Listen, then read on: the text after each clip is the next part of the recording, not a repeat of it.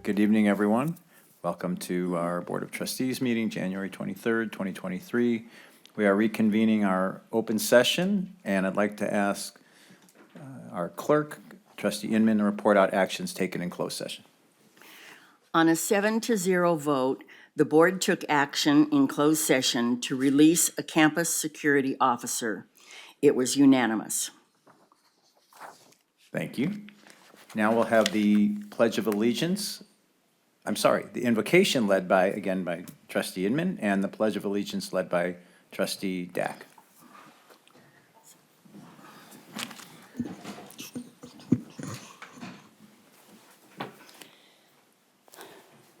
The flags are at half-staff. The heads are bowed as the tears come down and the hearts break. Sometimes things don't turn out as planned. Asians in Monterey Park were celebrating their Lunar New Year when their plans were interrupted and tainted by tragedy. They were certain their special day would be great, but it turned out to be horrible. They planned for a joyful and happy celebration, but instead got a somber and sad event. They entered their celebration with confidence, but the confidence deteriorated into anxiety and fear. They had a dream that turned into a nightmare. According to the LA Times, the mass shooting, one of California's worst in recent memory, has left Angelenos and the nation struggling to make sense of the violence. It's not possible to make sense of the violence, and the incidents have left everyone stunned. To our Asian American students, faculty, staff, we mourn with you and we support you in this time that is stressful for all. If this describes you, if you feel fearful, uncertain, anxious, unsafe, please know that here at the South Orange County Community College District, you are loved and there is help for you. Caring campus is not just words, it's actions. So please reach out to health and wellness centers or counseling at the employee assistance. We are there to help you. Thank you. We're gonna start the pledge.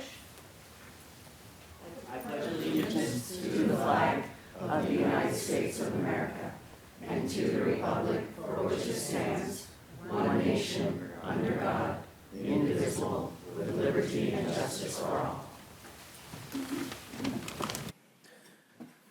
Okay, thank you for that. We'll go into our public comments. And it looks like I've got 4 requests here, and I'm going to ask, 5 requests here. First up is Quinn Boher. You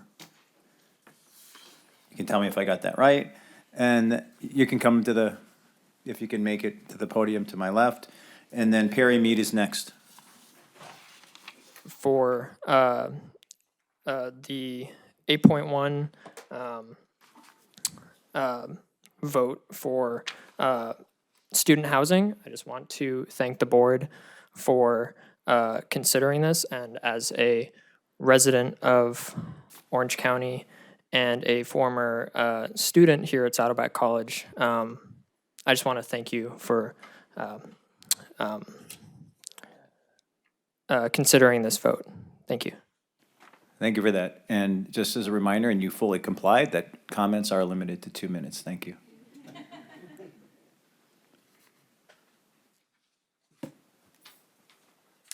Hello, my name is Perry Mead. It's great to see you all again, and some of the new board members and everyone else here. I was the Saddleback College ASG president in 2018, 2019, and I haven't been in this room in 4 years, so it's great to be back. I'm here because I want to give public comment on agenda item 8.1, and I want to say thank you to everyone, including ASGs after us, all the faculty, all the staff, President Stern, everyone that continued to work on getting this affordable housing stuff done at Saddleback College. It is of extreme importance to students, it is extreme importance to the community, and here now as an alum and as a community member, I just want to urge the board to vote yes on having this application submitted, and that way now that the state is giving more resources to college districts to do this sort of work and provide affordable housing, it just makes it a lot easier for the college, a lot easier for the district. And I just want to thank you all for having this put on the agenda, for continuing this work, and urge you all to vote yes on it. I know it's a presentation, and I know we'll be seeing it, and we're very excited to see the work you've all done, and just thank you all. So, yeah, Good to That's see it. you again, Perry. great to see you too. All right, next up is Sam Evers. And after Sam is Erica, is it Delamare or Delamar? Delamar.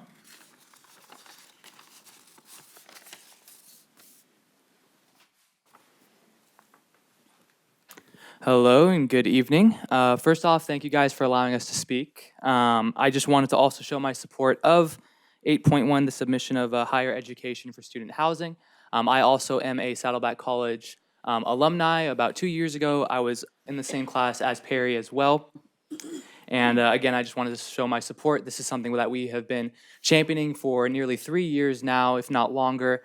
And it's about time we do something about this, especially the state is fully funding this as well, so it seems like a no-brainer to give this a shot, allow students to have housing if necessary, and put an end to potential student homelessness here in Orange County, as that is something that we need to find a solution towards. So I urge every single one of you to vote yes. We will be watching, so there's no pressure, but it's an easy yes vote, so there's nothing wrong with that. And thank you guys so much, and again, please vote yes for 8.1, and let's give students a house if they need one. Thank you for that.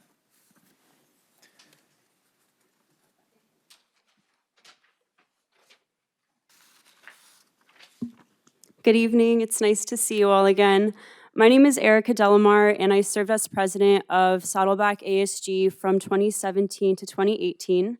And during this time, ASG students and I realized the growing number of homeless students at the college, and learning that some of my peers were living out of their cars while balancing their academics was a really heartbreaking thing to learn about. I remember one peer was showing me the sleeping bag that she would use to sleep in her car, the thermos that she was using to keep her water warm, a mini heater, portable one, and it was just heartbreaking. So when us ASG students learned about it, we knew we had to do something to find a solution. And so Perry, who spoke earlier, created a task force, and it's exciting to see that this could potentially be happening.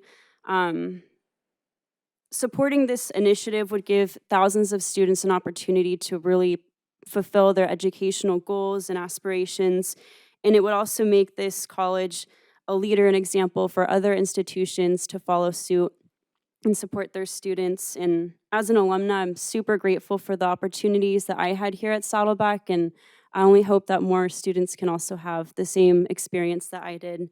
Thank you so much for your time and for your support. Thank you. We have two more requests for public comments, Emma Lenny and then Amelia Tabatabai. Good evening. My name is Emma Lenny, and I am the program coordinator here at Saddleback for Basic Needs.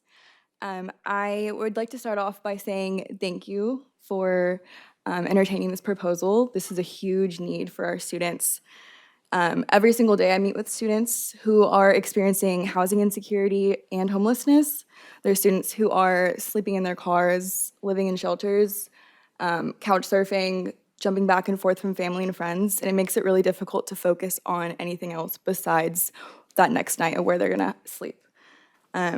This past semester, a student needs survey was administered to our students.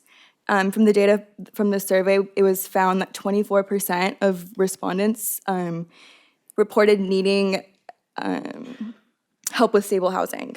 So the cost of housing in Orange County is 158% higher than the national average. So the average rental cost in Orange County is $2,200 for a single bedroom. So development of this on-campus housing for students would directly support students who are experiencing housing insecurity and homelessness. The proposed rental costs are affordable for students who are experiencing housing insecurity, because they range from $594 to $927, which is significantly lower than the $2,200. Supporting our students experiencing homelessness, we could allocate a certain amount of units for these students who are experiencing homelessness. And then myself and my basic needs team can case manage and then help them move towards that stable long-term housing. So moving forward with this proposal would be a strong stance that we're supporting all students here, and especially those students who are the most vulnerable.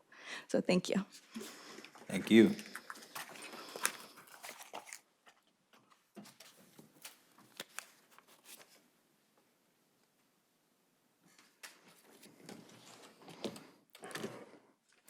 Good evening, everyone. My name is Amelia Tabatabai, and I'm the Director of Academic and Divisional Affairs for Associate Student Government.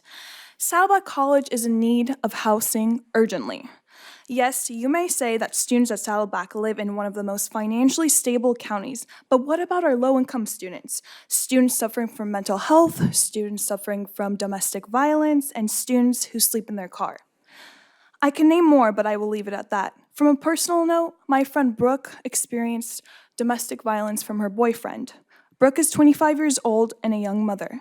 She has been beaten, deprived of a warm bed, and has broken bones.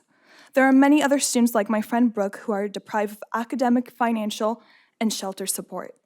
If we do not act now, we will be suffering from external factors that prohibit our students from accessing educational needs.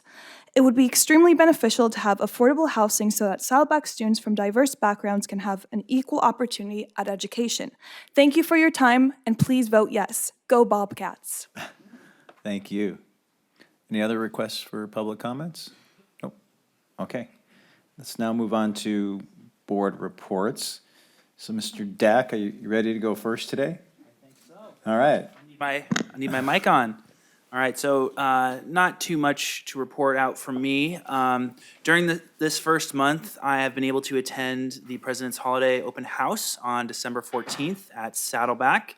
I was made aware of the excellent catering company at the event was founded by a Saddleback College graduate from the Business and Entrepreneurship program, and I was thoroughly impressed with their quesadillas.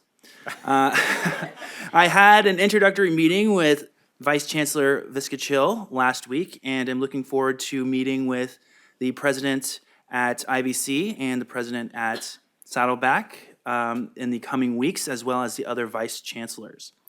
And that is it for me. Thank you.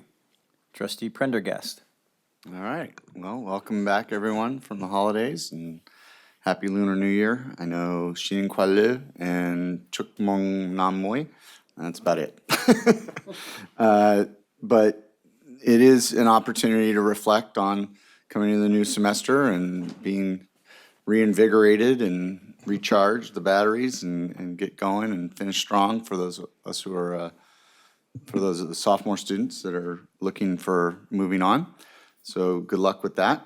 I did attend the Orange County School Board Association Board of Directors meeting last Wednesday where we discussed mental health issues throughout Orange County and once again figuring out a way to try and tap into the funds sitting at the Orange County Supervisor's account to help students both K through 12 and community college level. And so we're hopeful to be able to work with them on that. And then the only other thing I had was, oh, never mind. That was something else. Save for later. Bye. All right, thank you. Trustee Inman. Okay, you've already heard from me this evening, so I will make this short. I ended 2022 and began 2023 in the same place, the dining room at Saddleback College. I remember being in a faculty meeting one time, and people were saying, how do you get them to come to anything? And an old timer said, food. So thank you, Dr. Stern, for the two opportunities to not only have good food, but talk to people and meet new people and all that sort of thing. I really liked the speeches at both the opening and both schools. Dr. Stern, I like the listing of things that have been accomplished, because we don't get that, we get a little bit, and when you put it all together, it's really a lot. And I always learn something. This time I learned about success coaches, And I just think that that is the neatest thing in the whole world, that we would actually call someone and say, please come back. You only have 2 courses left. Do it, come join us. And the speaker at Irvine Valley College was just marvelous, and talking about, we can talk about these things, but action is what we have to do. And it's much more complicated than that, but it was very inspiring. Thank you. Thank you for that. Trustee Rydell.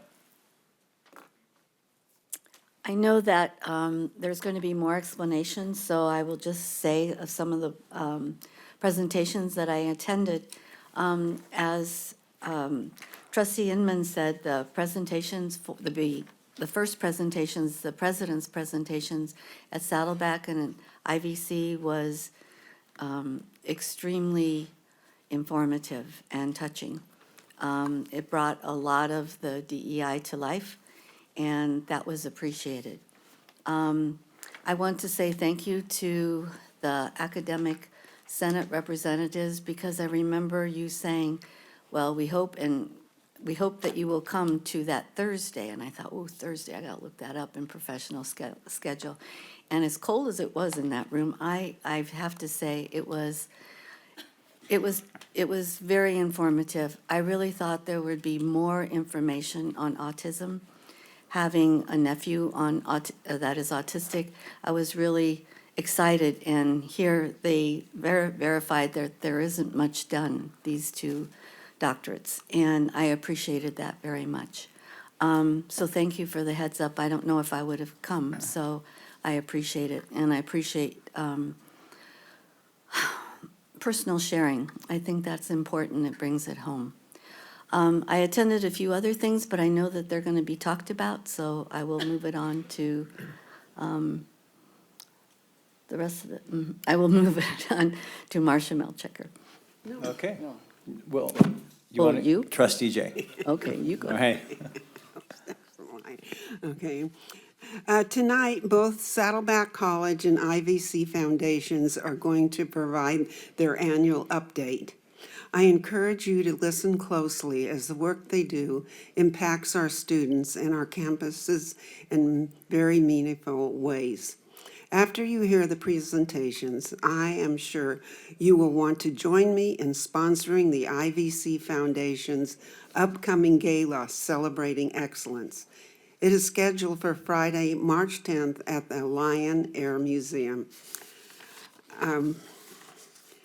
I want to thank you to the staff for the wonderful development week. The opening session at IVC was excellent. I so enjoyed the opening session with the Christmas break photos of the personnel. It was really fun to watch and very well done, and it just eased us into the new semester. I really also enjoyed the keynote speaker, Dr. Tia McNair. Her presentation was, "Am I a student-ready leader? Vision, purpose, and practice for student success." It was great to have her back again and hear her presentation. Thursday at Saddleback College, I attended the Neurodiversity Day kickoff in the McKinney Theater. Also attended the a neurodiversity faculty training with the speaker Sasha Zedike and Yasmin Valerian. I am so glad the college is educating the faculty on neurodiversity, autism, and ADHD and their needs. It really makes me appreciate the faculty and what we have and the help these students have at the DSPN office. I later attended the film Autism Goes to College. Autism seems to be increasing over the years. The community college is here to help people with neurodiversity, autism, and ADHD get a college education and succeed in life. I want to thank Heidi Ocella for putting on this presentation for us. It was wonderful. I so appreciate it. Thank you. Thank you for that. Okay. Trustee Milchick. Okay. Well, I was also very fortunate to be able to attend 15 incredible sessions during the Professional Development Week. I found inspiration, hope, and wisdom listening to the hardworking and caring professors, administrators, and classified professionals implementing programs to support our students. The sabbatical sessions, like the Ghana Transformation and K-pop in Mexico, were transforming. The guided pathway sessions were inspirational. The book clubs were thoughtful and fun. The Neurodiversity Day, a project that Professor Heidi Ochoa was enlightening and impactful. You do such essential efforts to support all of our students. And Professor Tony Huntley's plan to salvage paraphernalia from the science building that will soon be demolished, and also to create a captivating science student environment for our new science building was just, well, remarkable. Dean Kim DeMarcy explained about the California Virtual Campus Course Exchange. It's an online search engine that provides our California Community College students to access to cross-enroll on online courses in over 100 colleges in the system. As IVC and Saddleback work to become teaching colleges, it will allow us to accept students through a one-click enrollment process. For students on the exchange, the lengthy CCC Apply application will no longer be a barrier. To date, the exchange has seen more than 15,000 searches from students needing online courses. The colleges, with their smart scheduling, quality courses, and online support, are in a prime position to garner those additional enrollments. The district and the college's faculty and staff are working tirelessly to be able to become a teaching college by April. Thanks. Thank you for that. Well, I really should have gone to your session, Heidi. It was a tough week for me. Good. Work-wise, the only thing that I actually got to that week was the IVC opening session with Tia, and she was great. And Elliot, I'm sorry I missed your session, but I heard good things about it. And I just want to thank Carolyn for her invocation today. We are all Monterey Park, but it looks like now we're all Half Moon Bay. In between our closed session and open session, it looks like there was another mass shooting a couple of hours ago. Multiple fatalities, it appears, based on reports. So the violence continues, and I just, sometimes you feel like it's beyond your control, but we all live our lives purposefully. I know everyone in this room does, in this community and this community college district, and we uplift people. I mean, we provide pathways and education for people to improve their lives, and for a variety of reasons, whether it's the second level or the transfer or a CTE certificate or, just additional skills training to advance their current career. So we do what we can do, and I'm sorry to hear about this additional news, but thank you, Carolyn, for the invocation. Okay, well, I know. Now, Trustee Avalos. Thank you, President Jamal. Good evening, everyone. I just wanted to say that I appreciate the work that student leaders have been doing to speak up for student housing over the past few years. And I also wanted to add that many students are facing houselessness for many different reasons, but they face housing insecurity for the same reasons that they attend our colleges in the first place. And just to acknowledge some of these reasons, many are coming from backgrounds of financial insecurity. And I remember last year, at least 5 of our students in our student government, student leaders, were experiencing houselessness and either living in their cars or crashing on friends' couches as they were attending school. And they were student leaders, so they were in the position to speak up for these needs, and they themselves were in that position. So I thought that was something interesting because they represent a lot of the students going through that. And many students, including my friends, have been kicked out from their families' houses for their gender or sexual identity, and it happened suddenly overnight, and that's also another common reason for students at least IVC, and probably at Saddleback too, for houselessness. And so we're looking forward to the 8.1 item tonight. And I really enjoyed attending the President's opening with my fellow student government representatives and President Hernandez speaking on our achievements in the fall semester and the speech on speaking up for student needs. And last Friday, our chancellor came to speak to the 2 student governments, and she said she wanted to speak to student representatives to conclude her 100 days of listening, and I thought, why don't we have the entire student body governments of both colleges be able to speak to the chancellor on students' perspectives? So that was really inspiring. So thank you so much, Chancellor. Thank you, Trustee Abelos. Now we are on to our student governance reports. I think we only have Saddleback today. Good afternoon, Board of Trustees and members of the public. Happy 2023. I hope everyone is having a wonderful start to our new school year thus far. Before I get into some ASG details, I do want to emphasize how important affordable student housing is for our students, as talked about in my last report last month. We hope to be able to ensure that our students don't need to worry about where to sleep at night while receiving education. Now to report what ASG has been doing. Our events committee is hosting a movie night this Thursday and actually hosted a tailgate today in support of our men's basketball team, which played against Santiago Canyon College. I want to give a shout out that our team won, which is amazing. Our Sustainability Council is planning awareness events for Earth Day, and we are planning to host a clothing drive as well, where we would be able to promote second-hand items and raise funds to donate to a nonprofit institution. Our club council held a spring involvement fair last week, and we are hosting another one tomorrow. There will be informative booths with various colleges, clubs, and ASU student leaders to welcome students back to our campus. We were able to work with student development recently to raise donations to support 14 families in need, including 28 children.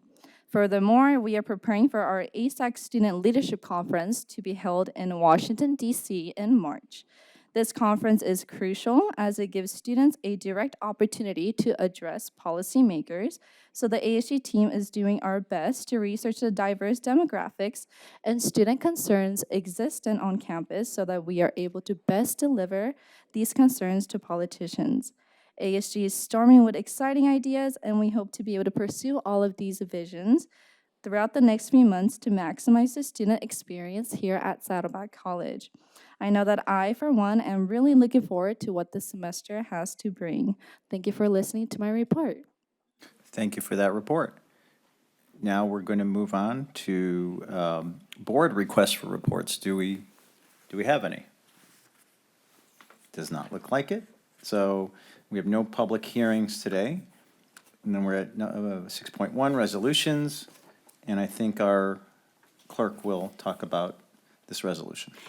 There is one resolution on the agenda for this month for approval.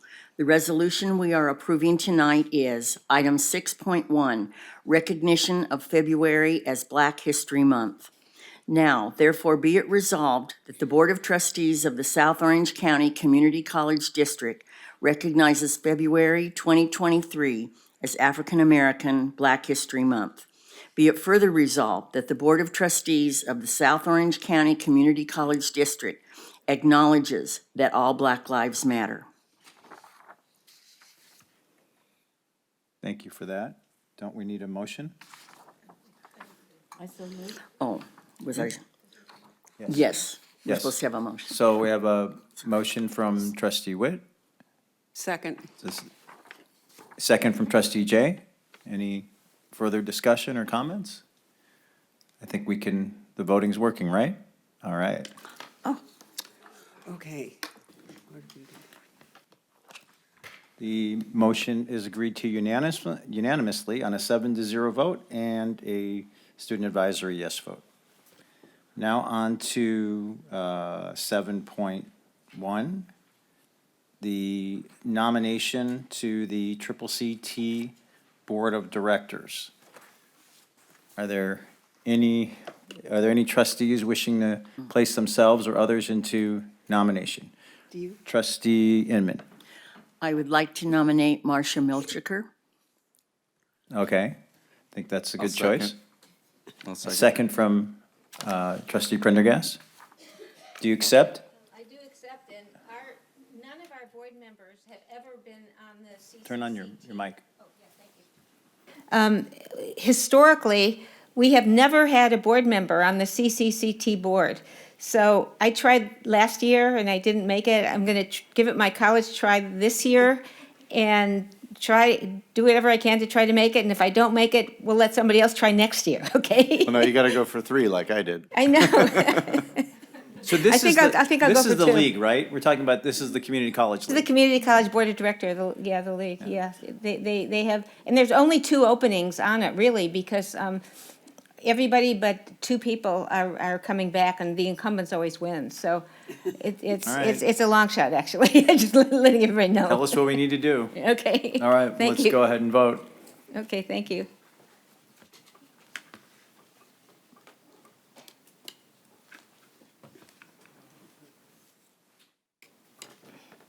Trustee Jamal, Yeah. I think you need to vote on the entire list of them. There's Oh, 7 that you're sure, voting for. all right. I didn't know that. Okay. We then will hold that in abeyance, and we'll have to do another motion in a second to vote on all of the 7-point items. So we're now on. Oh, correct, that's right. That's correct. So we have to place into, well, we don't have to, but we usually do place into nomination up to 9. No, you're only allowed to nominate one, I'm sorry, I don't mean to interrupt. No, go but ahead. You're only allowed to nominate, every board is only allowed to nominate one person, and every board is only allowed to have one person serve on the California Community College Trustee Board of Directors. So I think you're talking about voting for the people that are nominated. We do that in 2 months. Correct. So I think just one nomination, she's And correct. this is just for the nomination, we're not voting on who, we don't know who's been nominated yet. That's, the next vote is when we do, well, it's not mandatory, but it's recommended that you put in nomination more than your own candidate. But for this one, I think trustee Milchker is correct. Why is it set up to not vote that way? Okay. No, okay, so, You're right. See, the election period is between March 10th, right now, from January 1st to February 15th, every board will be able to nominate a person to run for the CCCT board. And these people will be accepted by the league office. And then the election takes place between March 10th and April 25th. Correct, When we right. will vote on the top 9 people So there that have shouldn't be a been list of nominated. names yet, because nominations just opened. okay. Can we vote on, okay. Thank you. We nominated Marshall. But there, we don't have anything to vote on yet. There it is, okay.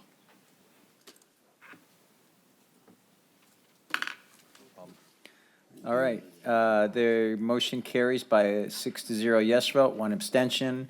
Student advisory yes vote. Trustee Milchker, good luck. Okay, thank you. Behind- And if not, I don't think I'll try a 3rd time like trustee Prendergast did, because, you know, we'll give somebody else an opportunity to do a better job then. All right, you'll do it this time. Next up is the Orange County School Boards Association Maureen DeMarco Award nomination. Are there any trustees wishing to nominate themselves or others? No? Didn't you win it once? No, I won the Marion Bergerson Award that's once, right. after trying a few times. Okay, so we're not gonna have, we don't have any nominations. True. And, sure? No okay. one wants to? Well, the Maureen DeMarco could be anybody. It doesn't have Okay. to be a board member. It could be anybody, any employee or any person connected with the college. Okay. Going once? Last year, but apparently I was going up against Maharis, All right. that was not. We will not be submitting, it looks like, a nomination, and let's move on to 7.3, the OCSBA Marion Bergeson Award nomination. Is anyone, does You TJ won win it. it? What? You I won it. won once, yeah. Yeah. I don't want to win, I'm never going to win again, I don't want. Does anybody want to do it? Does TJ want to do it, or you don't want? I don't- Let's nominate TJ. I nominate TJ. Okay. Okay, I second it. Okay, so we have trustee Inman nominates trustee Prendergast, and a second from you, Second, yeah. trustee Milchiker. All right, do you accept? Sure. Okay. Okay. I mean, you don't have to accept, but that's great. All right, let's go ahead and vote. The motion carries on a 6-0 yes vote, 1 abstention, and a student advisor yes vote. Good luck. Good luck. And I hope you prevail. Yeah, so do I. Okay, 7.4, board policy revision for approval. Do we have a motion? So moved. Can I second? Motion from trustee Jay and a second from trustee Milchiker. Any discussion? It was pretty formulative. Okay, let's go ahead and vote. Motion carries on a 7-0 yes vote and a student advisor yes vote. We're now on to our presentations, and I'm going to change the order a bit, if that's okay with the presenters. I'd like to invite our two foundations to go first.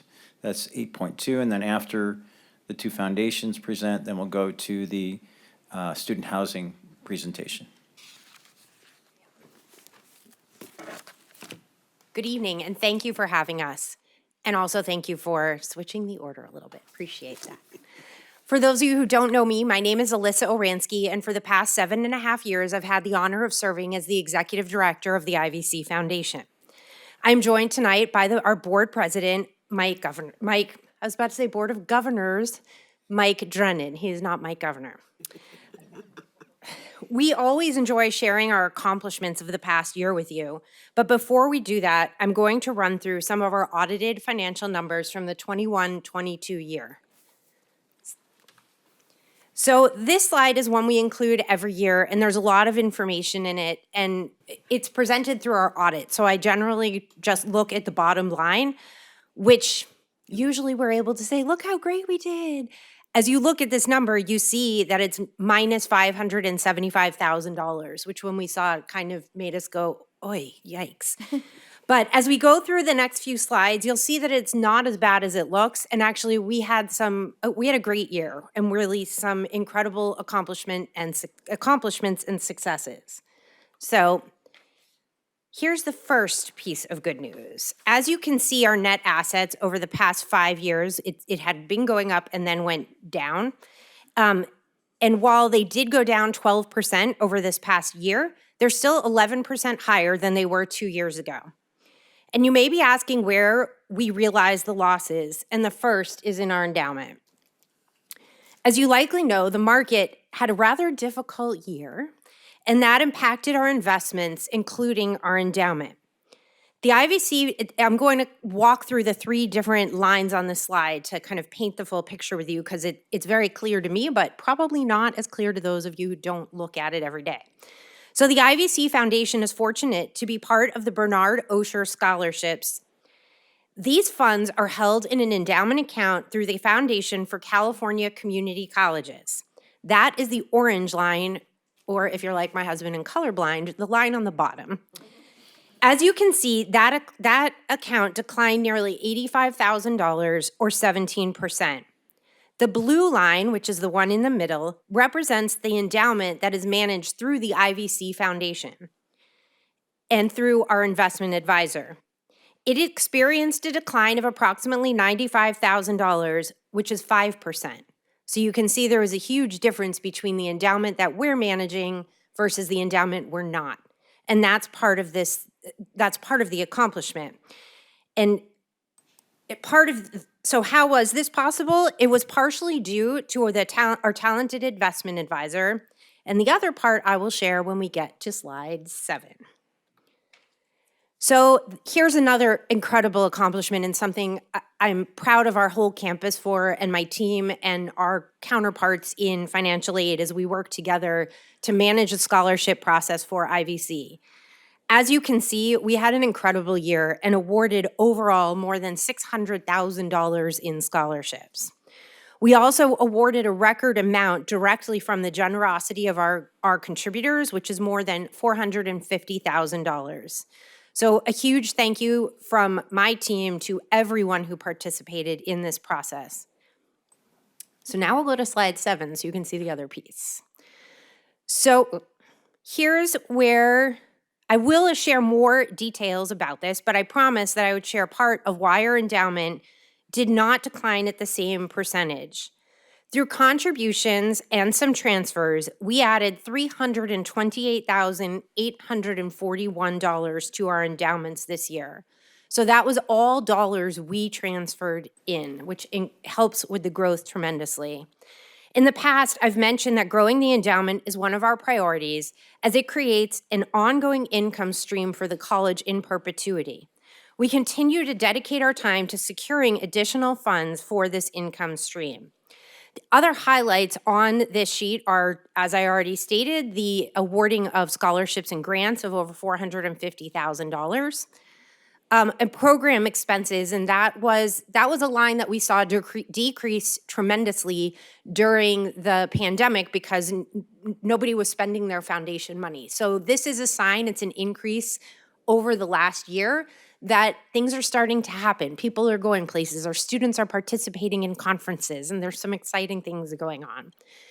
The in-kind services of our board members, this is a really interesting one. So there's an organization that each year places a value on each hour of time that your board member contributes. So we calculate their time, we track their time, we have a very complicated spreadsheet. Actually, it's a very easy spreadsheet for us to navigate, but we track every board member and the time that they dedicate to working and helping the foundation and helping IVC students. And ultimately, that translated to almost $58,000 that was put back into the campus and into our community. We also have Pro IVC, which is our matching campaign, which I won't go into now, and the others are pretty self-explanatory.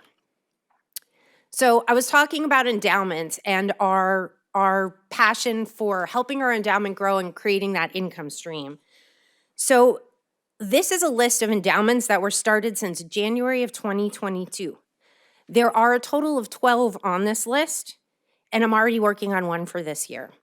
So now I'm going to turn the floor over to Mike, who will share some of our accomplishments and some of the more fun pieces of our presentation. Thank you, Alyssa. Well, it appears that this is just a list of names of endowments. I wanted to talk a little bit about some of the stories behind them. If you look at the Ray G. Nee and the Mohan Kulkarni Endowment, it's a scholarship that was started by a family who was friends with one of our faculty members. And they mentioned to her that they wanted to start a scholarship to support the community that they live in. They connected with Alyssa and started giving a generous annual scholarship. But in January of last year, Alyssa shared a video of a student who received the scholarship in 2019. She talked about the challenges and successes that she'd experienced since graduating from IVC. The contributors responded by letting Alyssa know that they wanted to start an endowment with $100,000 to ensure that that scholarship continued. The other endowment that I'd like to highlight is the Michael Bistee Endowed Scholarship. Michael was an adaptive kinesiology faculty member who passed away suddenly in the summer of 2003. Beloved friends and colleagues and community members have been crowdfunding this over the many years to create an endowment in their honor. Almost 20 years later, the endowment has now been established in the fall of 2022. Before we forward to the next slide, I also like to share that 2 of these endowments on the list were started by IVC Foundation board members and 6 by former or current employees of IVC. So the IVC Foundation office team showed great flexibility throughout this past year. We had a number of event date changes, venue changes, and last-minute adjustments. Despite these challenges, we experienced wonderful events, set a number of new records, secured funds to support the students and the programs at IVC. I want to take a minute to thank the fabulous IVC Foundation team, Karen Orlando, who's our Director of Annual Giving, Karen Jimenez, our Development Associate, Janice Visco, our Development Assistant, and of course, Alyssa, our Executive Director. On Thursday, May 5th, and that was not the original date, which was supposed to be March 12th, nearly 300 community members gathered at our gala to celebrate excellence. Through sponsorships, commemorative ads, live auction, silent auction, and a lively Fund a Scholar program, our IVC family generously contributed nearly $175,000. In addition to awarding the 2020 honorees, we heard the incredible success story of Maya Lyles and the alumnus and our board member, A.J. Merton. These stories clearly illustrate the impact that IVC has on its students. Our next event is quickly approaching, as noted earlier, Friday, March 10th. Alyssa let me know there are still plenty of sponsorships opportunities available for our gala in March. We held our first scholarship award ceremony in person since 2019. And if anybody hasn't attended, those are the highlights really of the year of what we do. While the rain forced us to a last-minute move into the gym, we are delighted that so many of our scholarship representatives and recipients were able to join us. At the event, we announced that we awarded 496 scholarships, totaling more than $475,000. This included a number of new endowed scholarships and annual scholarships. IVC has an incredible group of retirees, and we're delighted to welcome them back to campus for their first retiree reunion. They are an incredibly important part of our history, and we are delighted to reconnect with them. It is my understanding that we have plans underway for another reunion this coming summer. We held our third annual IVC Giving Day on Thursday, October 20th. As you can see, we raised significantly more money from gifts this year than we did last year. Part of this was because we offered a special match for gifts on Giving Day. Mark your calendars. Now the fourth annual Giving Day will be Thursday, October 19th, 2023. One new part of the event was an on-campus presence. As you can see, we had the opportunity for people to take pictures, and they had a lot of fun with it. If you have the Foundation's annual calendar, you can see more of the I Give Because pictures on each page. Our planned giving efforts continue. There are not a lot of facts and figures to share, as this is a long-term project for us. But through our marketing efforts, we are educating people about the opportunities for planned gifts. We have received two gifts through qualified charitable contributions from IRAs and are in discussion with others making contributions that way. We also know a few people that have added or are adding the IVC Foundation to their estate plans. Finally, this picture you see comprises the incredibly dedicated and talented IVC Foundation Board of Governors. This group that keeps us going and gives their hard work and dedication to make IVC what it is today.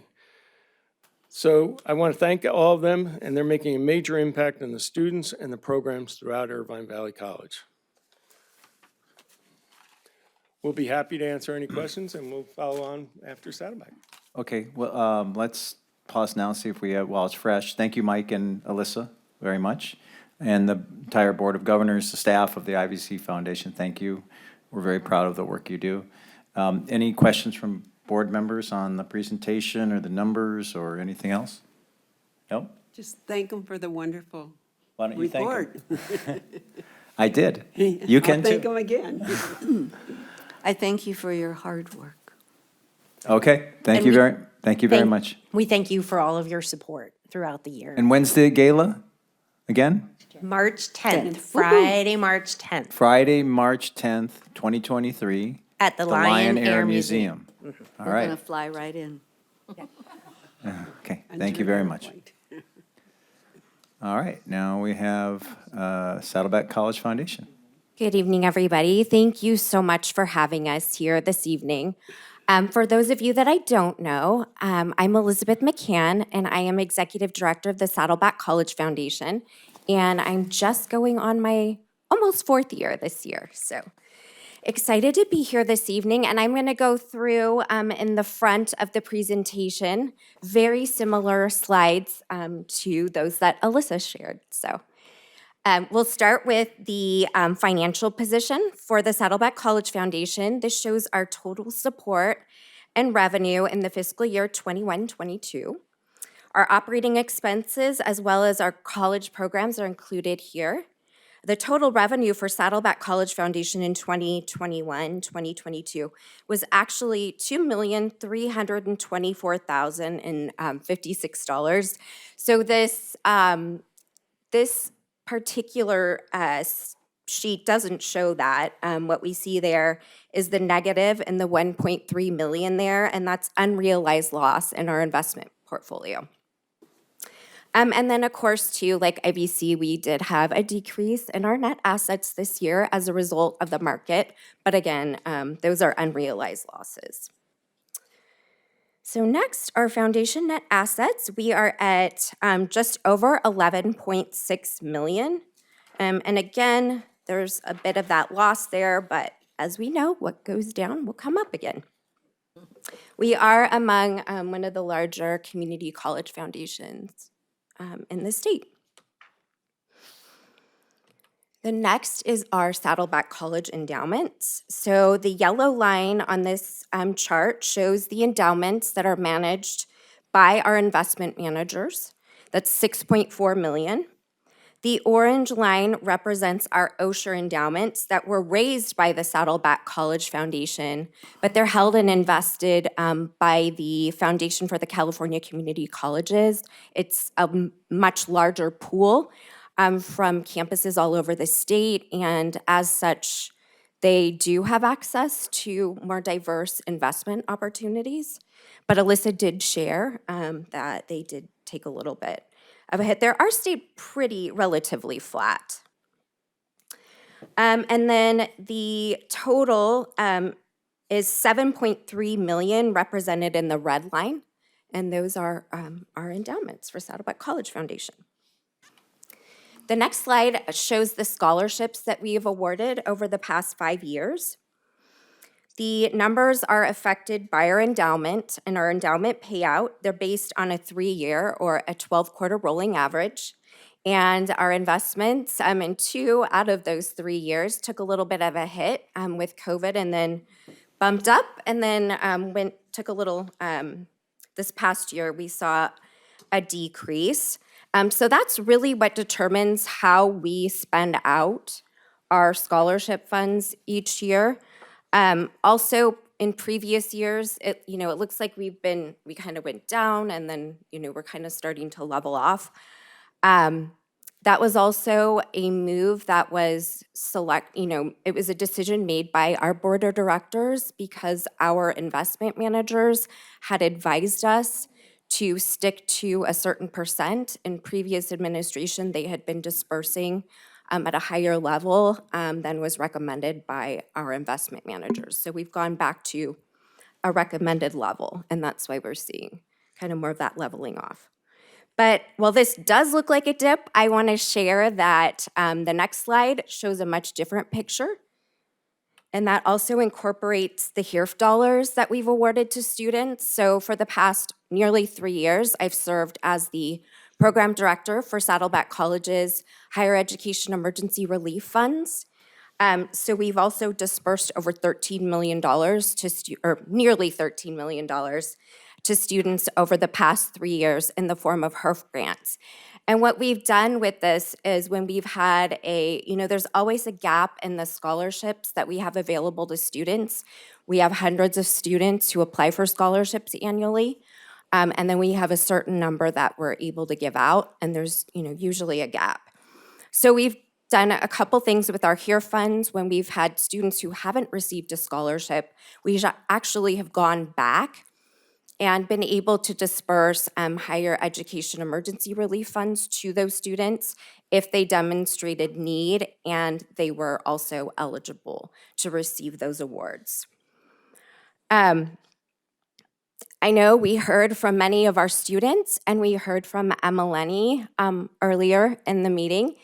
Our students are really struggling with basic needs. I've seen hundreds, if not more, students. They come into my office. I had 4 of them come in today, and they are all struggling with homelessness or housing insecurity. Those are the 2 biggest needs that we're seeing. So I'm really personally glad that we're considering student housing. Just had to throw in that little plug. And this is also really this revelation about what our students are dealing with has really caused a shift too in how we're starting to look at asking our donors to support our students at Saddleback. Scholarships are amazing, we love them, but they don't provide support to students when they're in a moment, that moment of need where they need support right away. So we really have been shifting some focus to basic needs, and this is really a result of the work that we've done with the higher education emergency relief funds. So the next slide shows the benefit to the district and college that the Saddleback College Foundation provides, and that is over $2 million in direct support to students and programs. And I always like to highlight this. It's a great return on investment. For every dollar that the college invests in the Saddleback College Foundation, we generate a $4 return. So it's a 4-to-1 ratio, and we're very proud of that, and we just want to keep seeing that go up. So next, I'm going to highlight a couple, several of our accomplishments for the year. So the first is our 22 annual gala. This one always takes a little bit to load. So we had another record-breaking year at Saddleback College. I think some of the formatting on this slide got lost. So just wanted to share, we are still continuing to count gifts. We still have a significant contribution that is being finalized, even, over 2 months later. So this is either going to be our number 1 or our number 2 gala in our 22-year history. And again, we really reflected throughout the evening's program the need to support our students' basic and immediate needs. We have delved deeper into our partnership with fine arts, featuring the talent of our commercial music group, our jazz ensemble, media technology, and also our cinema, television, and radio program. We are already planning for our next gala, which will be on a Friday this year. It's Friday, October 6th, 2023. Please save the date. We'd love for you all to be there, and we're, as ever, grateful for your support. I'm going to take a little sip, sorry.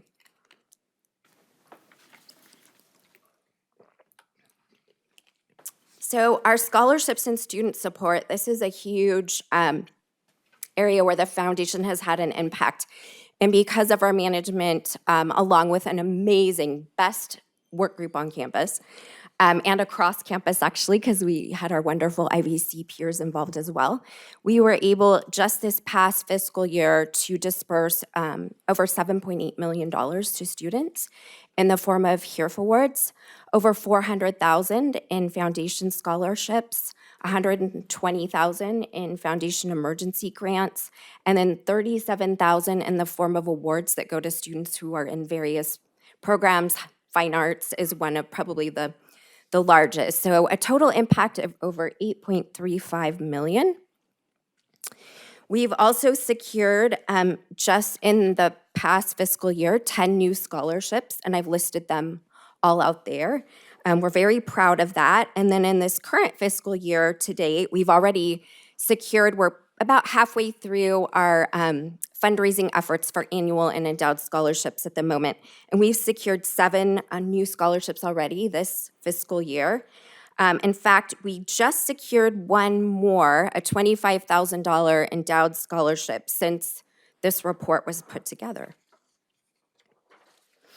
So some gifts that I wanted to highlight from this past fiscal year, and a few fantastic gifts that we've received this fiscal year are our first stadium naming commitment from Anthony and Carrie Ferry for the Ferry Foundation Room. This was a big celebration point for us in this past fiscal year. It was a first gift of this size from an alum, and also a multi-year commitment as well. So that was wonderful. We also received a gift of $100,000 for unrestricted support from the Sue J. Gross Foundation. The California Community Foundation's been wonderfully generous with our nursing students. We received a gift in the form of an IRA rollover from a community member for $60,000 and plus to support STEM. We've a $50,000 contribution from the Mockberry family in food tech for our gala.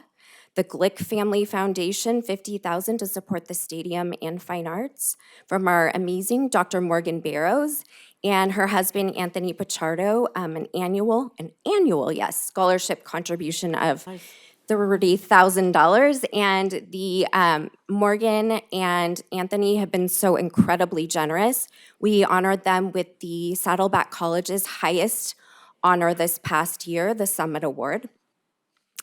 And then also, we've worked with an organization called Table for 10 that they host this incredible dinner every year where each sponsored table has a different chef who's in charge of the food and everything that goes into the table. And they actually partnered with us to create a scholarship in honor of Chef Pascal. We also have received a $250,000 estate gift commitment from a community member. This year, it'll actually be over $250,000, and that's going to go to our cinema and television radio program to support students who are creating their student films. That can be very costly. And also, the funds will support them as they submit those films to the various film festivals. We received another gift from the Sue J. Gross Foundation, and this one's for nursing scholarships. And then the California Community Foundation has increased its support from last year to $72,000 to support our nursing students. Some of our foundation initiatives that we are currently working on and continuing our efforts are basic needs. As I've mentioned, we are really focusing on basic needs to help meet the needs of our students. We've been partnering with our wonderful colleagues across campus and in the Basic Needs Center to develop some wraparound support and some streamlining of, just making things easier for our students who need support and who are sometimes coming to multiple places to get that support. We're also hoping to become part of a statewide learning community on best practices for meeting basic needs. We've devoted efforts to build community outside of our campus, but also within. We've been working with local health services, community organizations, and campus partners such as workforce development and outreach and strategic partnerships. We are building a culture of philanthropy at Saddleback College that started with our first Giving Day and will develop into a comprehensive employee giving campaign to support student success. And we also have been focused on planned giving and completed a rigorous year-long certified specialist in planned giving program at Cal State Long Beach in 2022. And we will be launching a formalized legacy giving program at Saddleback. We have been very successful at Saddleback in securing estate gifts and IRA rollovers. So this will really just, formalize our efforts moving forward. And then I want to thank my incredible team. I didn't have a board member who could join me this evening. I don't know what it is about this Monday, but they were all either busy with other commitments or traveling. But I do want to thank my team. They are just really, they're truly wonderful. I'm lucky to work with them. They embody what a caring campus is. So Paula, Emily, Andrew, and Dana, they know they're the best. I want to thank and acknowledge my foundation board because they support our efforts and make our work possible. Our amazing college president, Dr. Stern, who's just the best partner that a foundation could ask for. And then, of course, each and every one of you, we're so grateful to the Board of Trustees, to our leaders in the district. We really can't thank you enough. And I know Alyssa shared her thanks, but I do know that I speak for both of us when I say thank you. We truly appreciate you. And that's all I have. All right. Well, first, thank you, Liz. And thank you, your staff, and the entire Board of Governors for all the work for the foundation. I know that this entire board feels very strongly about giving you as much support as possible. I was at the gala this year. I'm glad to hear it was one or two. I hope you I hope it is number one. And any questions for Liz from anyone here on the board? Yeah, it kind of struck me, I'm curious to know the Chef Pascal scholarship, what his first name is. 'Cause I Chef think- Pascal. Pascal is his first name. Olhatz is his last. Oh, Pascal. Yeah, we just call him Chef Pascal. Yeah. Okay, got it. Yeah. Okay. I guess, Trustee Liz, Melchick. just want to thank you. I noticed the dress you were wearing at the gala that I thought was so gorgeous at the gala, and it still looks gorgeous in the picture. All right. Thank you. But I also want to thank both foundations for all the wonderful work that you do and raising money for our students. And this time, after the pandemic, so many students had such a hard time this is going into the 4th year of the pandemic.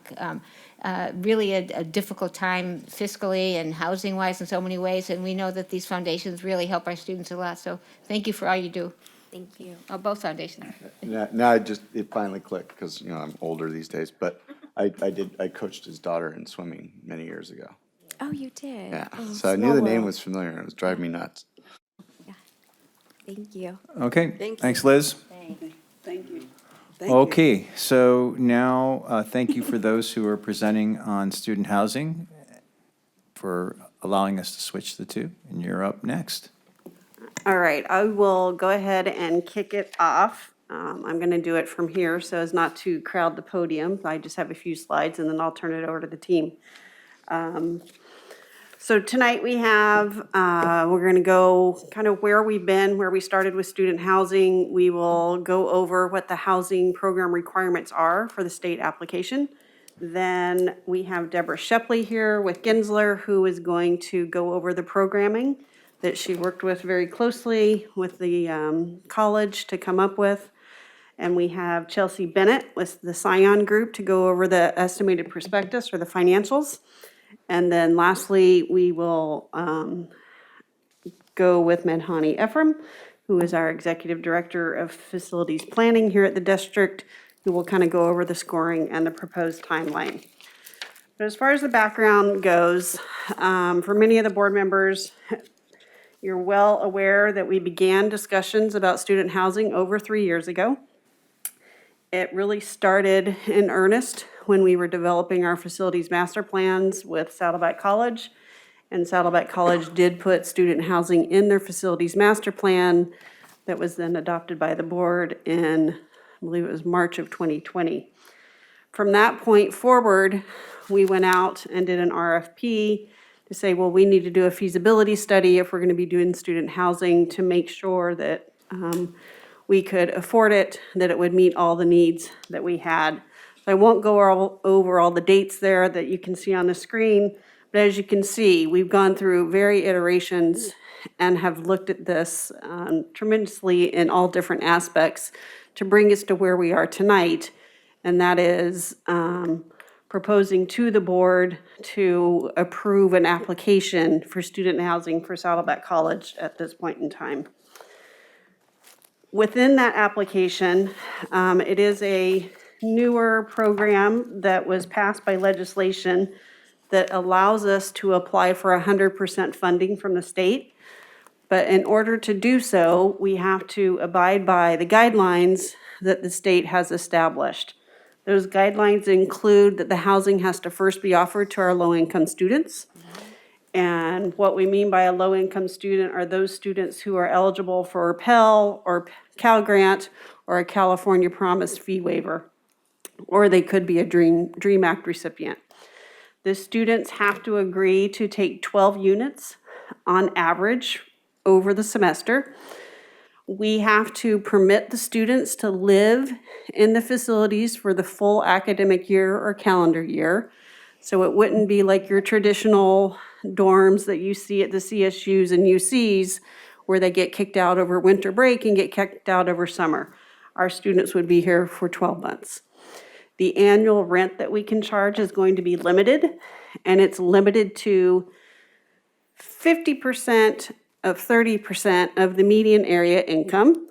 I don't know if you could make it any more confusing, I'm sure they could.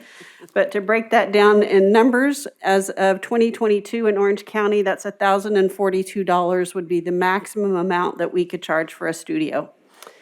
We are also limited within the rent escalations.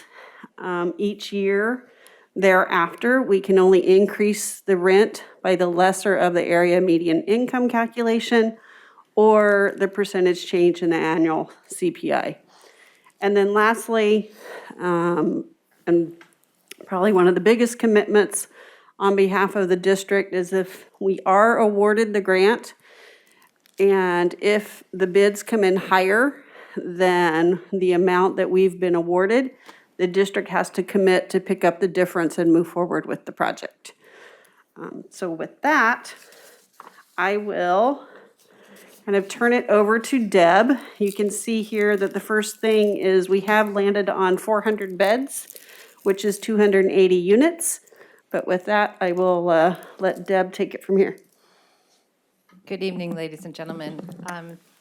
After hearing from all your students, I'm so thrilled to be here to share this very, very important project.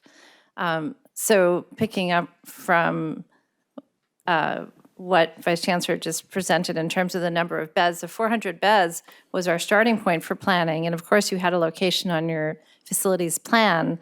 So then it was a matter of looking at what types of unit types and mixes would be most appropriate to plan for in this housing complex. And there was a balance of looking at the student need, the student preferences, the rents, the affordability, at the same time creating a justifiable and sustainable solution for the college. Because this grant application has to score very well. We'll hear a little bit more about the scoring when we get a little bit further into the presentation. So we landed at creating a mix of singles, doubles, and studios. The singles are small, and for a student, just for one student, they would be sharing a bath and a kitchen and other amenities within the building. The doubles is for two students to share a space that's a little bit larger. And then, of course, the studio is the most independent unit because it has a bathroom within. And this was a really nice model that responded to the survey that you sent out to all of your students, and again, was a justifiable solution.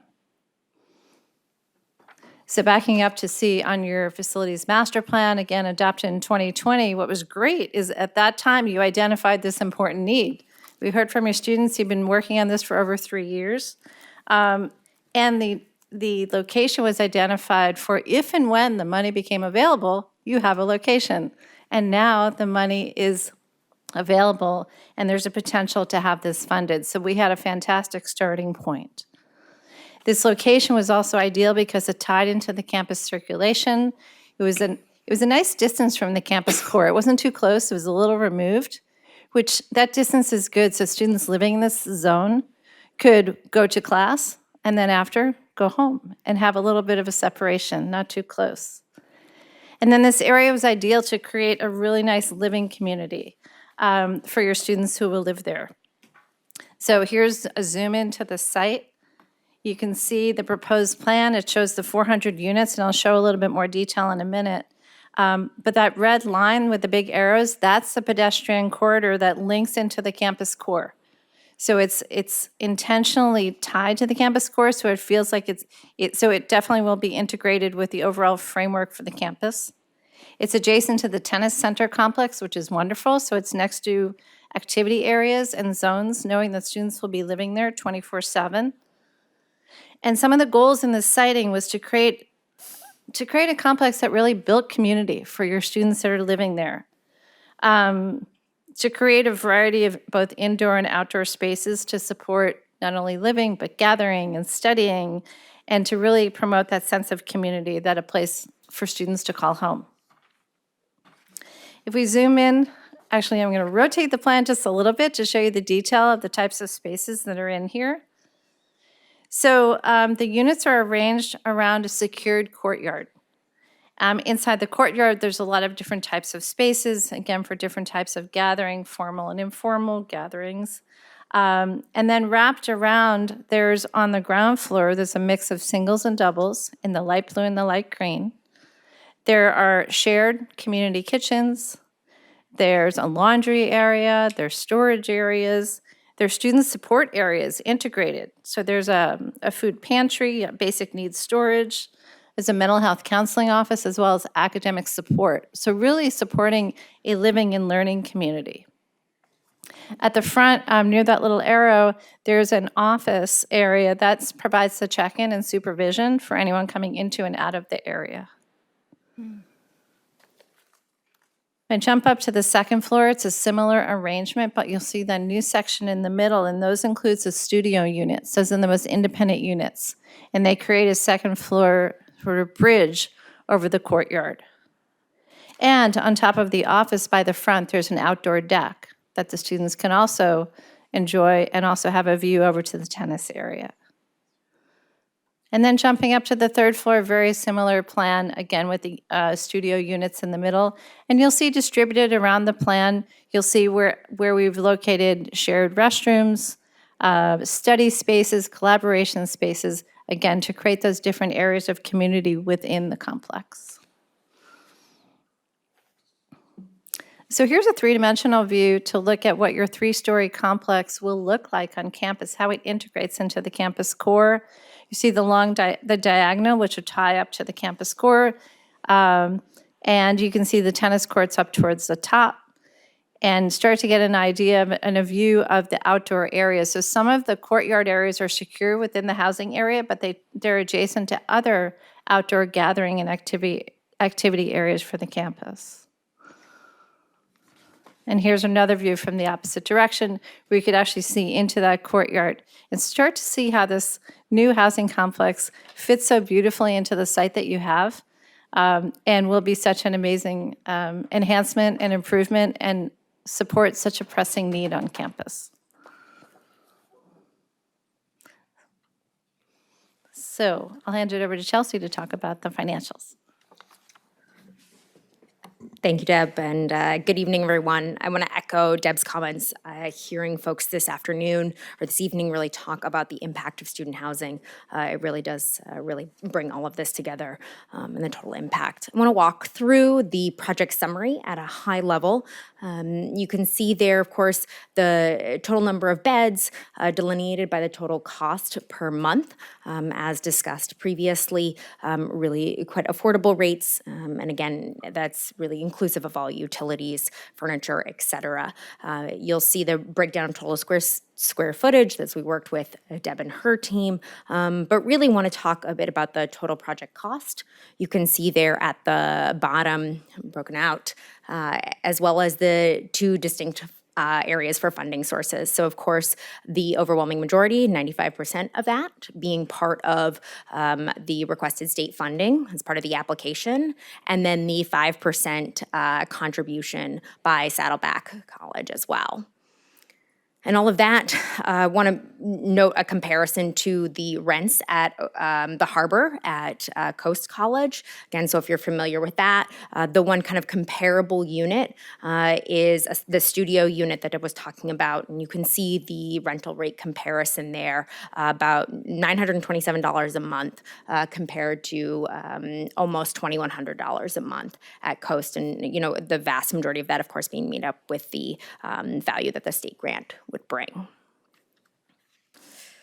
Moving on to the next, really talking about the total cost of ownership. So part of our analysis really broke down and understood the overall financial performance. This was part of a requirement both from the housing grant application, but as well as understanding for you all and for the college what this would look like. The end, we provided both a year one look, so that fiscal year 2028 figure, as well as a 50-year look moving forward. And ultimately, what you can see is that we, over the course of the 50 years or so, built up a substantial secondary fund to replace those needs, capital renewal, et cetera, over those 50 years. About $18 million to make sure that really being good stewards of the building and good stewards of the program overall to ensure that capital reinvestment. Then finally, including the new positions needed for the student housing project. So working really closely with the district team here to identify what those needs would be, as well as science experience as well as experience and with colleagues at Coast to understand that total package. And then, of course, those payrolls were included in that total cost of ownership calculation on the previous page as well. So you can see the breakdown there of positions and titles. So with that, I'll hand it over to Madhani to talk about the application. Thank you, Chelsea. So this next slide speaks to the rubric scoring system that we're required to follow. Split in two, essentially the table on the left speaks to the prescribed scoring metrics categories, if you will. There are 6 categories. Those were prescribed by legislation. And then the table on the right, administrative scoring metrics categories, there's 5 categories for that. And they were set by the Chancellor's office. And so they all totaled for 100 points. The grand total of 44 points that we estimate we're going to get, again, is a very rough estimate. We won't know truly what our score will be until everyone in the state submits. There are some categories that will essentially compare us to each other, if you will, and score us accordingly. And then there are some categories like a reapplication where we are 0 because we didn't apply before. We applied for the planning grant and not the construction grant. So some districts will get some points there. So all to say that we really won't know where we're going to score until it gets vetted through the system by the Chancellor's office. Next is the really just quick timeline I'll go over here. So the submission is due, we're submitting on Wednesday, if this gets approved today. Assuming this gets approved by the Chancellor's office, we're hoping to get conditional approval sometime in May and June, if you will. And then if we do get approved, we hope to get funding appropriated sometime in July of 2023. Soon after, we hope to procure an architect to start design. That should take about 3 months or so for that process. 10 months in design. And then once we complete design, we would have to submit the project to the Division of State of Architect for approval. And we're approximating about 9 months for that. And once that's approved, we would have to submit the approved drawings, plans to the Chancellor's office for approval. We're giving about 3 months for that as well. But once we get the go-ahead from the Chancellor's office, we would then take that to bid for construction. And that bid process is about 3 months. Once we have a general contractor on site, we're estimating about 24 months for construction, very rough estimate there.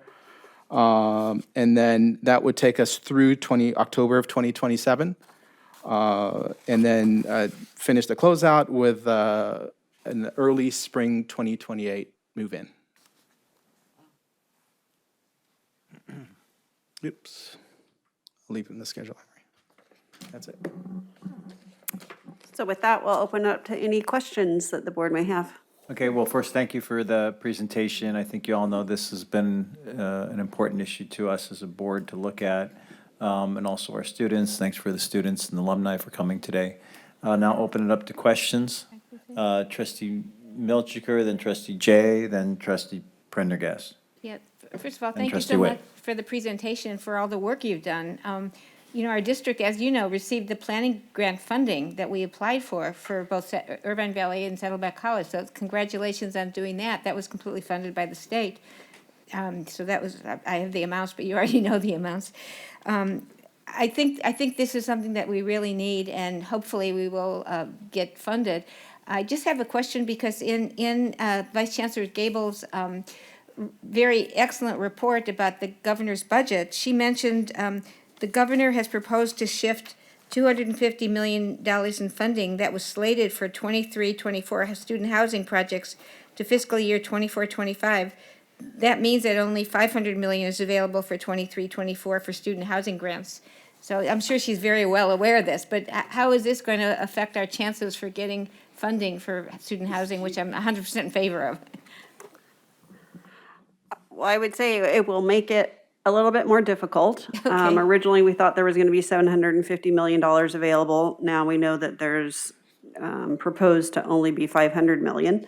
You know, that it's not set in stone yet, as we know. This is just the first look at the proposed budget for 23-24. So we'll really have to wait to see how the economy does, what the May revise looks like, and then obviously, what each of the legislative houses come up with before we get our final budget in late June.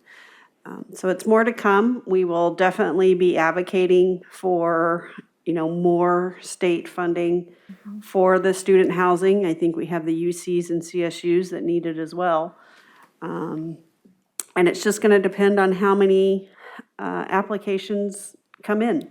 Okay. So we don't know how many are coming in. I think, as far as I know, there's only one other college that will be submitting this week in Orange County. So we have that going for us. Hopefully we'll have the better one of the Orange County submissions.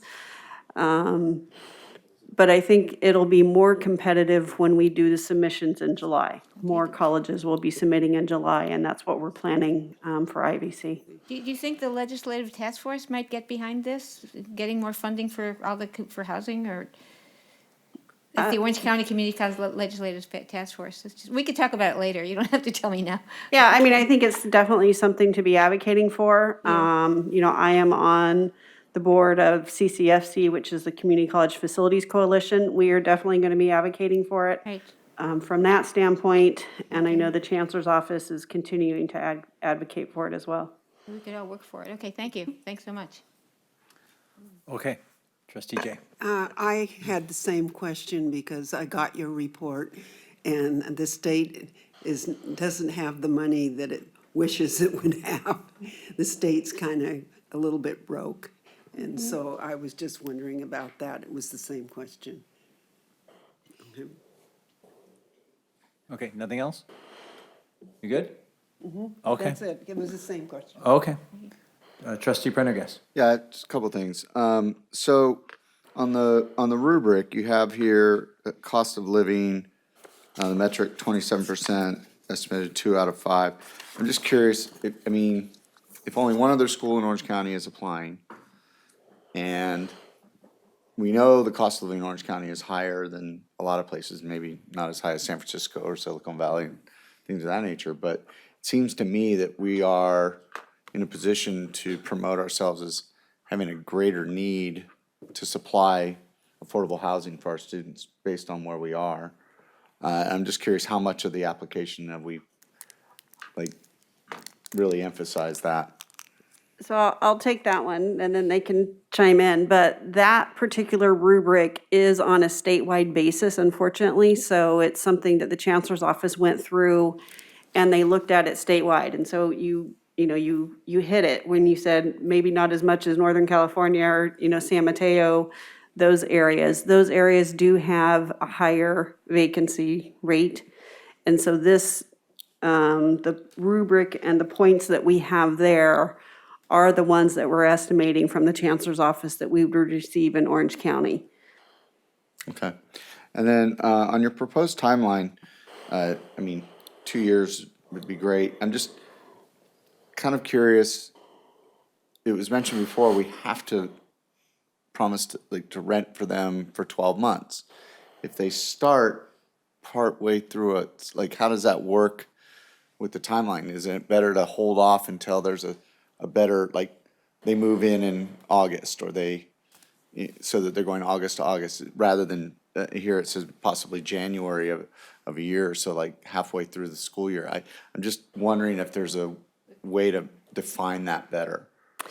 So ideally, it would be best to start probably with the fall semester and do an August to August. I think just with the way the timing worked out, that's where we are with January. We could always hold off and not opening it until fall of '28, and make sure that we get students signed up and registered and all that.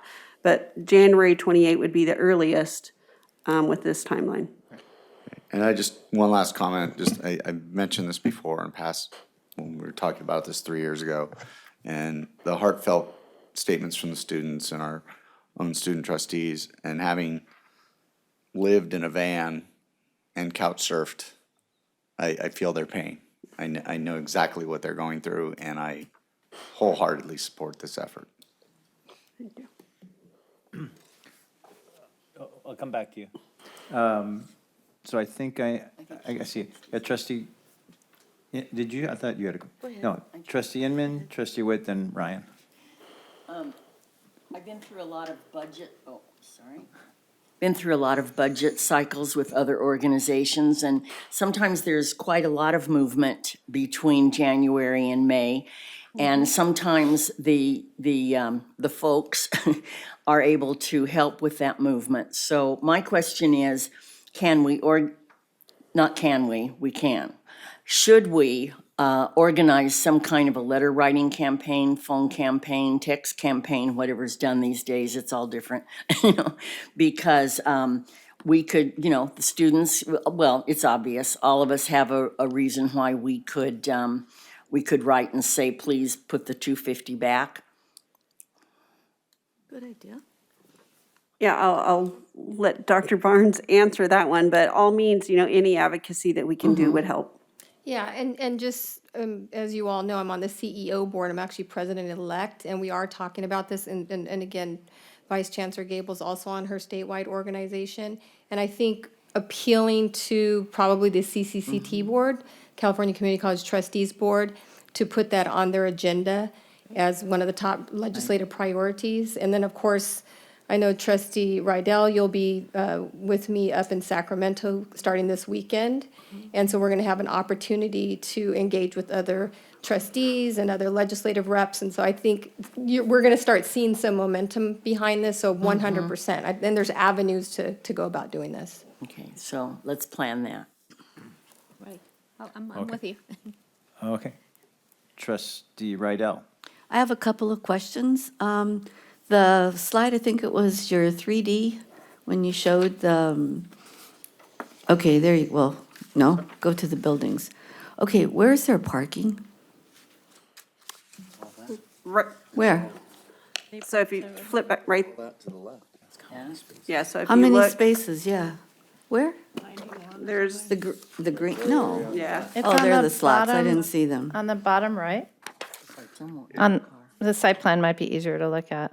Yeah, if you go to slide 7, Oops. Is it this? right there, you see it kind of on the bottom right. Oh, wow. There's 91 spaces Oh, that we would be allocating. Okay, and we have 400 units. But some won't. have Right, not cars. all students have cars, but then there's also, that would be the dedicated parking. The students would still be allowed to park, throughout campus as well. And there's a parking lot directly to the east over here, as well as a parking lot over here to the west of the tennis area. So there's a lot of parking. But one thing that's also good about this lot, it provides a space for delivery access and for move-in and move-out days. So this, and for drop-offs with handicap parking. Okay. I'm just sensitive to that with what's happening in San Clemente right now with buildings, so I'm just, still 91 spaces, that's a lot, but we also have double housing, meaning two people to one apartment. So you have to think, how many of those? 400 already. No, not 400, but what's the double? How many, 81? How many units was it? Oh, 120. 120. no, 120. So 240 beds, okay? Right, so the total is 400 beds, so it would be 400 400 altogether. students. Oh, for total, okay. Correct. It's still, okay. There may be some students who don't have, but I think overall, we really have to concentrate, because I think students will have cars. I mean, they lived in their car, so they're going to bring their car. So I'm concerned about that. Can I add to that answer? Yeah. So within the adjacent area, we probably have parking for another 400 to 500 spots within easy walking distance. And part of that is excess capacity that you are currently considering tonight in renewing our lease to 405 AM Blackhawk. So we are easily able to pull back on that arrangement and then make that parking available to students. So we feel like we can accommodate this pretty easily, not just with the 90 spots close to the building. Good. Awesome, that is awesome. Okay, the second question I have is housing over at Coast. Can you tell me, they have 904 units, correct? I was doing a little homework. They have 860 beds, so it would be fewer units, 860-ish Okay, I don't know why beds. someone told me 904. Okay, and all of them are rented to students? Yes. Yes, they do. And they have a waiting list. They have a waiting list, yes. Whoa. And it's, They have more money. yeah, and that's not, Yeah. and those were not built intended to be at the affordable rates that this Those are housing far project. more expensive, aren't they? Significantly more expensive. Of the comparable unit type options, of which it's, the studio is the only one that they have that is proposed for this project that is also at Coast. The price difference is significant. It's almost just shy of $2,100 at Coast and $927 a Yeah. month here. But sorry to take some of your time, the size of the unit Yeah, is that's next. smaller, what we're proposing here. Probably slightly smaller, yes, for the studio, sure. More than slightly. So. For the double, Can you go to the 107. studio, our studio? So, I mean, it's 100, almost, No, the double. compare the studio to the studio, it's over 100 square feet smaller. So that's 50%. pretty smaller. significant difference. Yeah. But it's more than, yeah. Sorry to No. jump in on your time. No, plus, apologize, I thought the college. same thing, plus you have to go someplace to cook. Still, it's a lot of money. In the $800 studio, there's a $some. kitchen. In the studio is the kitchen. It's the double and single, Oh, the I'm talking traditional about the styles. double. Correct, that I'm won't, concerned about the double. absolutely. Yeah.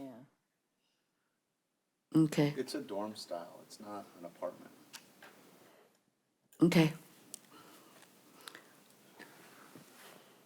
You good? Mm-hmm. Okay, trustee Deck. Yes, if you would go to slide 16, I just want to know if you did any sort of comparative estimates with other districts and kind of see where we're at on this rubric, because I see 44 out of 100, but I'm sure that there's not going to be any single school that will be able to hit 100. So where do you think we are comparatively to where you'd estimate the competition would be for this grant? So we knew that question would come up. That was a great question. We do know districts are submitting. We just don't know where they're at in their costs, total construction cost, their cost per bed. We don't know that yet. And so we really grappled with this rubric and how to best present it, right? So no, we don't have the details yet, but I think Anne Marie alluded to we do know that there's one in Orange County. We know that for sure. But other districts all the presentations are kind of happening like right now as they're all getting ready to submit. So we don't have the details, unfortunately. The other Orange County? Is it Rancho? Cypress College. Cypress? Oh, north. Okay. How many grants are you anticipating for all? Well, I'm thinking if the 500 million holds, it would be anywhere between 3 to 7 grants. I mean, if you think about it, we're asking for almost $99 million. So that would be, just under Fifth. almost a fourth of it, or fifth of it. That's scary. Do you have another question, trustee Deck? Yes. I don't know, maybe this is a little preemptive, but are there any alternative paths that have been discussed or thought about in case the grant falls through so that there is a path forward? So that was where we started, was because this grant did not exist when we started down this path. And we were hoping that we would be able to do a public-private partnership, or what's called a P3. In looking at the financing and the way the market has turned, what we learned was that the P3 option was no longer financially viable. Because in order to build the units, the rents that would have to be charged were significantly more than market.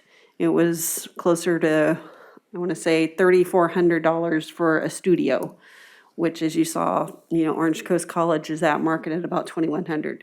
So all of our rental rates, in order to make it affordable for the public-private partnership, was 50-60% above market. And that was kind of when we had that realization in July and August. At that point, this grant had come about, and we said, okay, well, let's pivot and let's try to go for making as competitive of an application for the state funding as possible.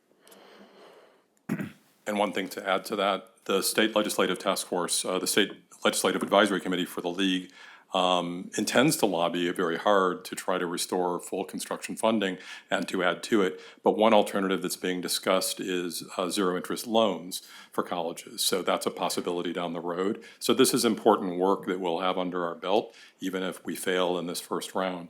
If I can also respond to the first part of your question, Trustee Dack, I think this team, and thank you all so much, and thank you, District, for your support and management on this, has done a great job of maximizing our score wherever we have an opportunity to maximize. There are some things out of our control. We're not a past applicant. Our vacancy rate for Orange County relative to other counties in the state is relatively high, believe it or not, at 5%, so we only get a few points there. And there are other factors likewise beyond our control. But for everything we can control, making a contribution, bringing our square footage, our per bed cost down to about $250,000, everything we can control, we did control to the best of our ability. So we are going at this with a full college try. Okay.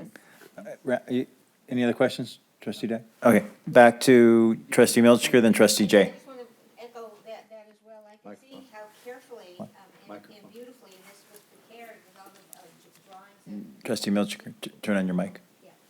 Yes, thank you. I could see, I feel like I'm in a Zoom meeting where you have to turn on the mic, but anyway. I just really thank you for how beautifully this was prepared, and it was thoughtful and prepared, and thank you for all of the, you're doing. And I could see the fact that we did get funding for the first round of applications, $323,000 for IVC and $483,000 for Saddleback College, meant that we did a really fabulous job of preparing the application to get this grant funding money. So I have every hope that we'll get it, and I do appreciate us pivoting and doing what we can to provide housing for our students. And as you can see, the need is there, and we could hear the need. So all we can do is really important. I have one question.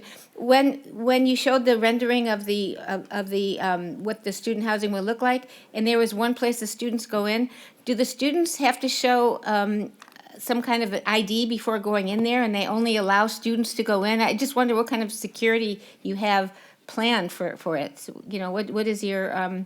So the thought is to have the interior portion, if you will, secured, gated, right? They would, I'm assuming we would have card access for students to get in, and that's what I believe Coast has. So that's what we're envisioning to happen, Trustee Milchiker. Okay, thank you. My Trustee Jay. question is, what is the length of time a student can stay in these facilities? A year, 2 years? There's some students that just take classes on and on and on. And I just wondered if there is a limit to the amount of time or years that they can stay in these apartments. There is no limit to the amount of time that they can stay. What they have to do in order to continue staying is to be a low-income student. So they have to be eligible within the Pell Board, California College Promise, Cal Grant guidelines, and they have to take an average of 12 units over the year. So, if they, to your point, per semester, thank you. If they were a continual student and weren't making progress towards their academic goal, eventually they would lose their eligibility for Pell Grant, and thus they would lose eligibility to be in the housing. Yeah, because I've seen, when I went to Cal for undergraduate work, I saw a lot of what we call professional students that just stayed year after year after year. And I was just wondering if there'd be it should be some type of limit to something like that. Okay, thank you. I had a couple questions. To who will be reviewing and scoring the grant applications?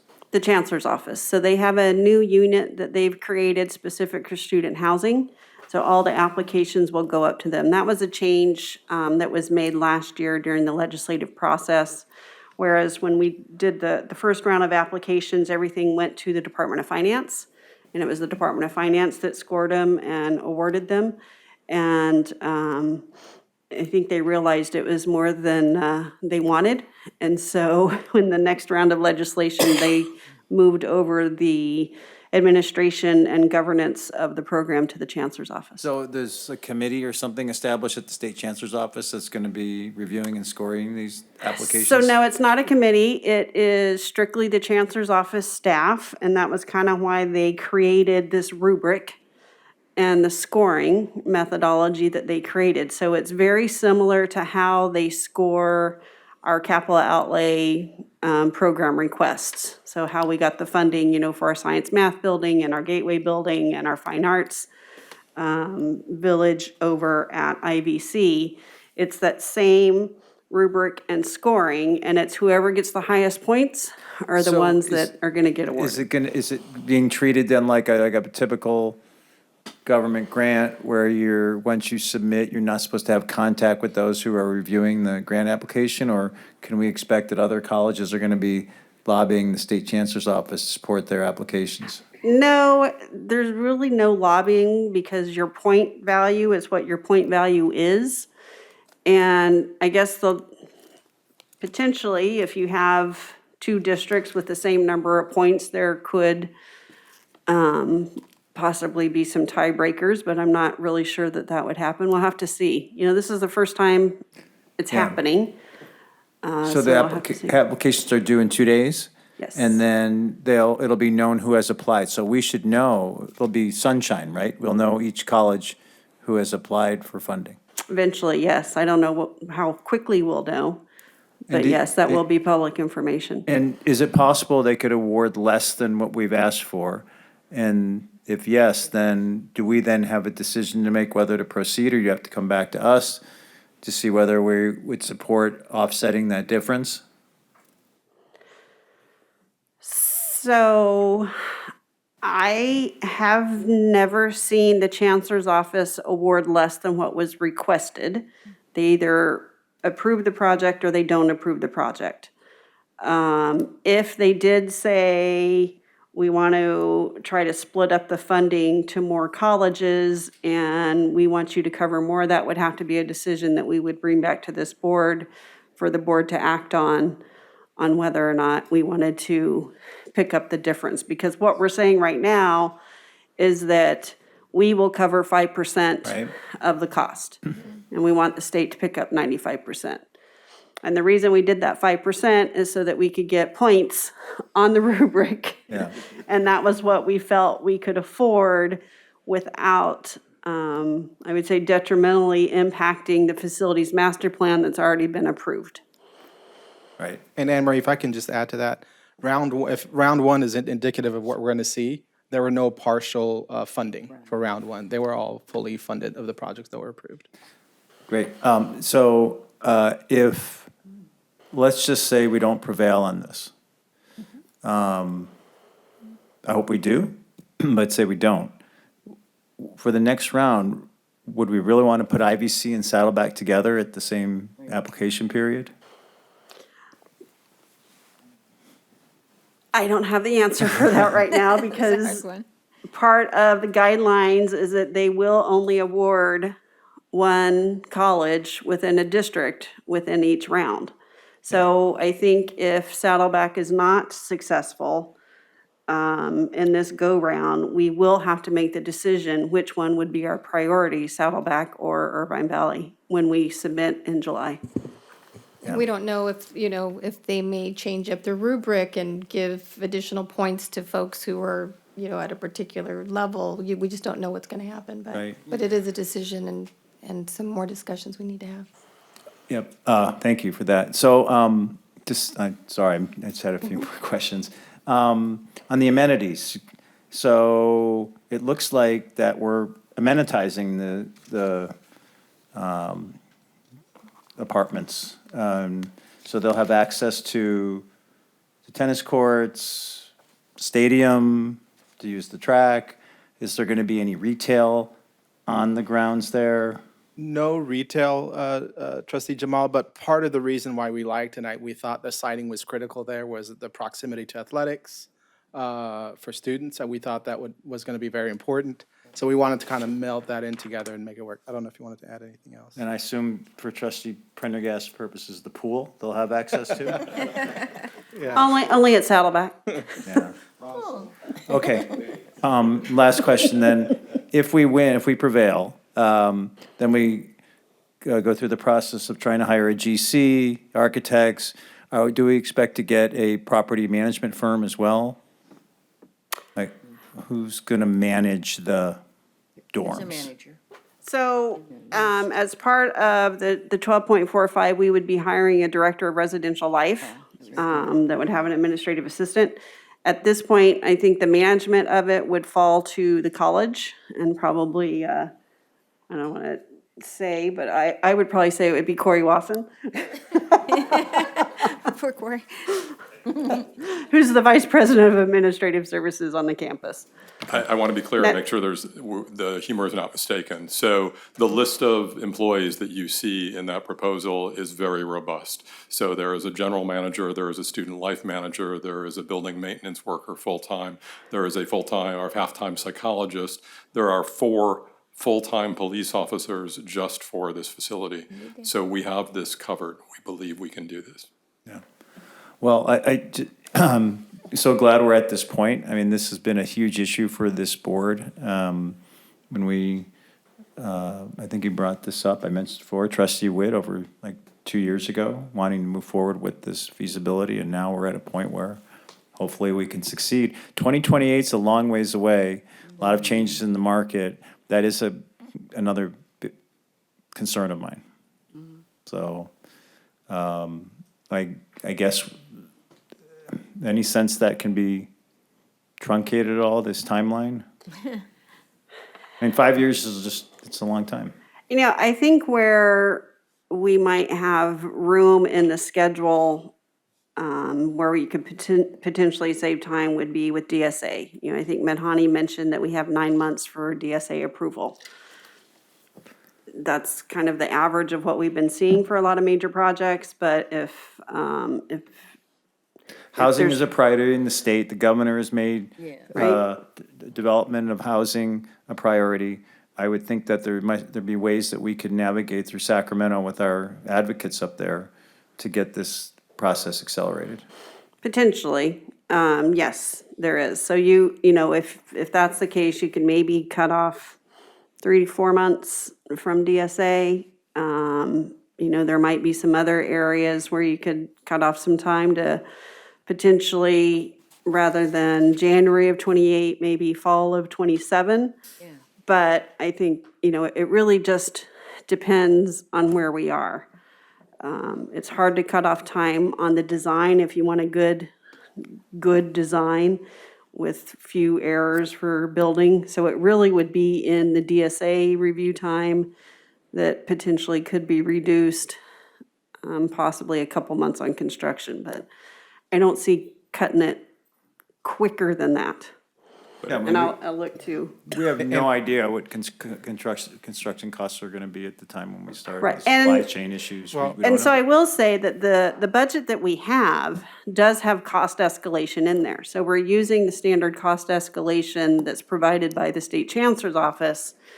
So that has been built in. I think in today's dollars, it came in at around 82 million. Right. And so that's been escalated up to the 104 million that we're submitting. Okay. All righty, so President Jamal? one final question. Yes, when we were looking over this, I remember seeing the 12 units, and somehow I thought it was 12 units per semester. It was a full-time student. It is. But you just said 12 units per year. She made a No, mistake. semester. It was corrected. Yes. Thank you. Yes. Yeah, I mean, think about that, how long it would take to finish school. Trustee Jamal, I'll become a student. Can I complete the answer to your question? One area that's ripe for legislative advocacy that Vice Chancellor Gable alluded to is exemption for student housing under DSA rules. So that bill was unsuccessful in the previous round, and I haven't heard much talk of it coming up again, but if we found a sponsor, that is something that, as she said, could cut off a few months, in which case we would depend on the city of Mission Viejo for meeting those requirements. So can we, I think there's still time for a spot bill, isn't there? Okay, can you There have is. Dale, I mean, not Dale, David look into it? Or have a discussion with him? There she is, Letitia, yeah. Okay. All right, I think now, thank you. Thank you for answering all those questions. And I think now we are ready for, we have to approve the grant application, correct? Yeah. Do I have a motion? So moved. Second. Motion from trustee Prendergast, and I think trustee Rydell had the second. Okay. We'll go ahead and vote. Motion carries by a 7-0, trustee yes vote, and a student advisory yes vote. Everybody's gonna leave. All right. Moving on, we're now at the consent calendar. Do we have any pulls from consent items? Trustee Dack. I would like to pull 9-6. Okay. Anything else? Anyone else? Okay, do you want to move the balance of the items? So You don't- moved. Motion from trustee Jay and a second from trustee Witt. Let's go ahead and vote. Motion carries on a 7-0 yes vote and a student advisory yes vote. Trustee Dack, 9.6. Yeah, I just had a question regarding the increase in fees for the Child Development Center. I know that they, because of increased costs at IVC, that they don't have it anymore, but I just want to know, generally, what are those fees that are being increased? Is that going to paying staff? Or, yeah, that's what it essentially is, or like upgrades to the facility? All of the above, trustee Dack. It pays for maintenance of the facility, general operating costs, which is mostly, as you can imagine, personnel cost. The fees taken in, the so-called tuition, monthly rates that you see there, do not in a typical year cover the cost of the CDC, of the Child Development Center. We have historically had to augment that budget from general funds. So part of the purpose of increasing the fees is to make sure that that augmentation does not rise to the point where it is unsustainable for us. So bringing them a little bit close to market. But with that, at the same time, we are ensuring that no student will actually feel the increase in fees. We currently offer about 20% in discounts to students. We are working on something that we think will be rolled out in time to fund an additional 10% for students so that almost no student would even be aware of the increase as it hits. Okay. Okay. All right. Do I have a motion for approval? So moved. Second. Motion trustee Jay, second from trustee Milchiker. Let's go ahead and vote. The motion carries on a unanimous trustee yes vote and a student trustee advisory yes vote. All right, now on to business services, IVC and Saddleback College, California Community College Chancellor's Office Next Up program. Do we have a So moved. motion? Second. Motion from trustee Jay and a second from trustee Inman. Any questions? Okay, let's vote.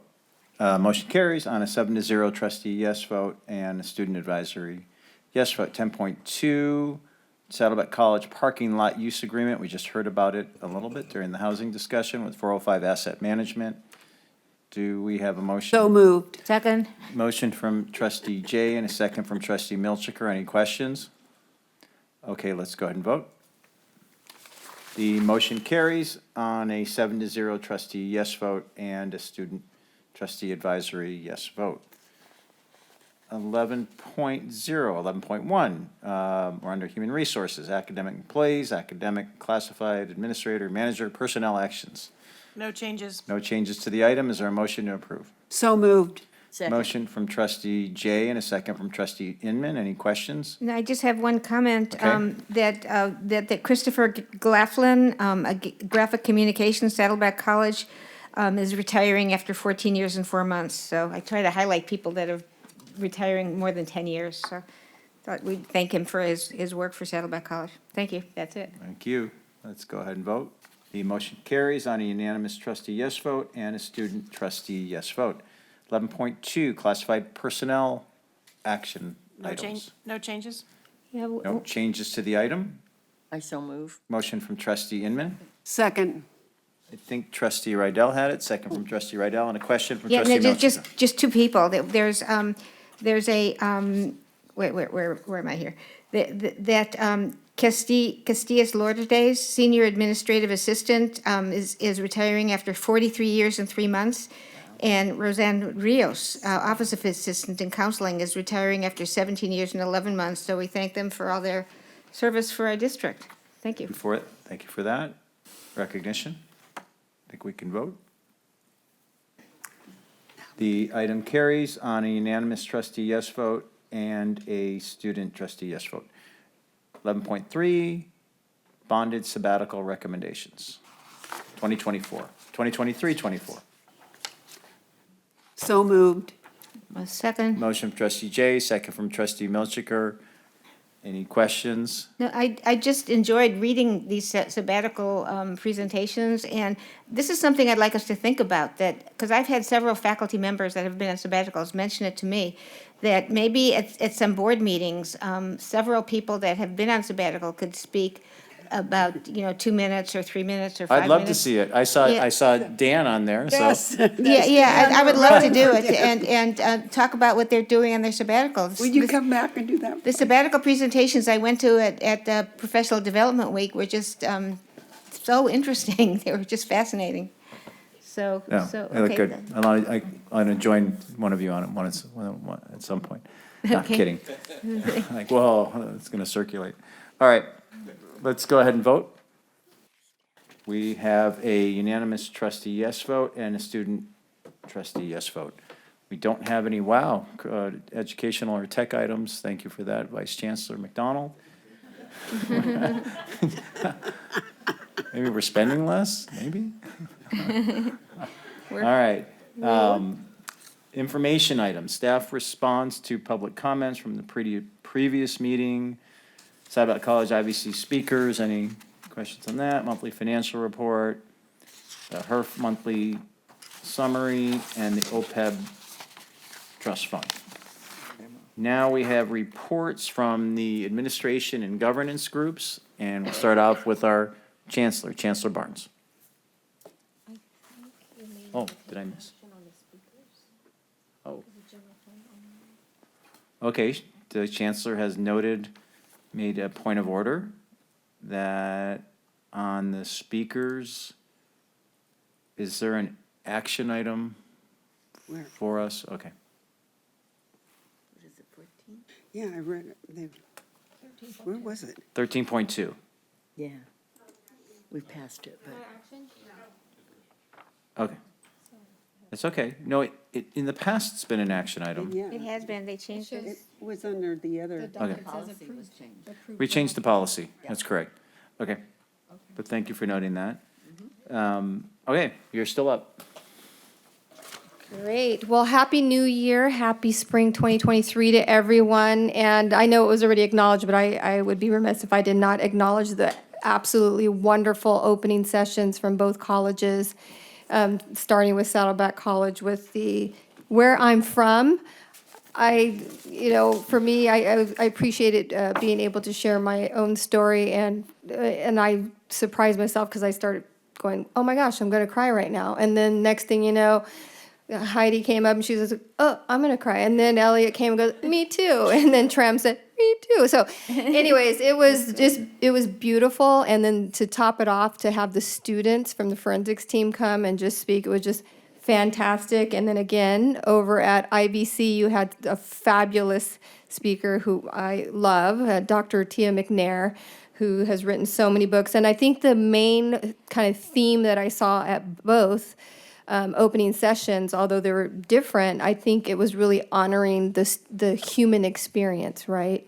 And really calling for us to continue to redesign our colleges around the human experience, students' social, cultural realities, right? So I just loved it. So congratulations to both colleges for, keeping us focus on the prize. So really appreciate that.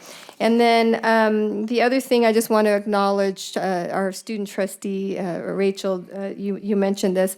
You guys have all been hearing about this 100 days of listening. By the way, it was 100 work days of listening, so that actually ended in January. And I really wanted to end with the students.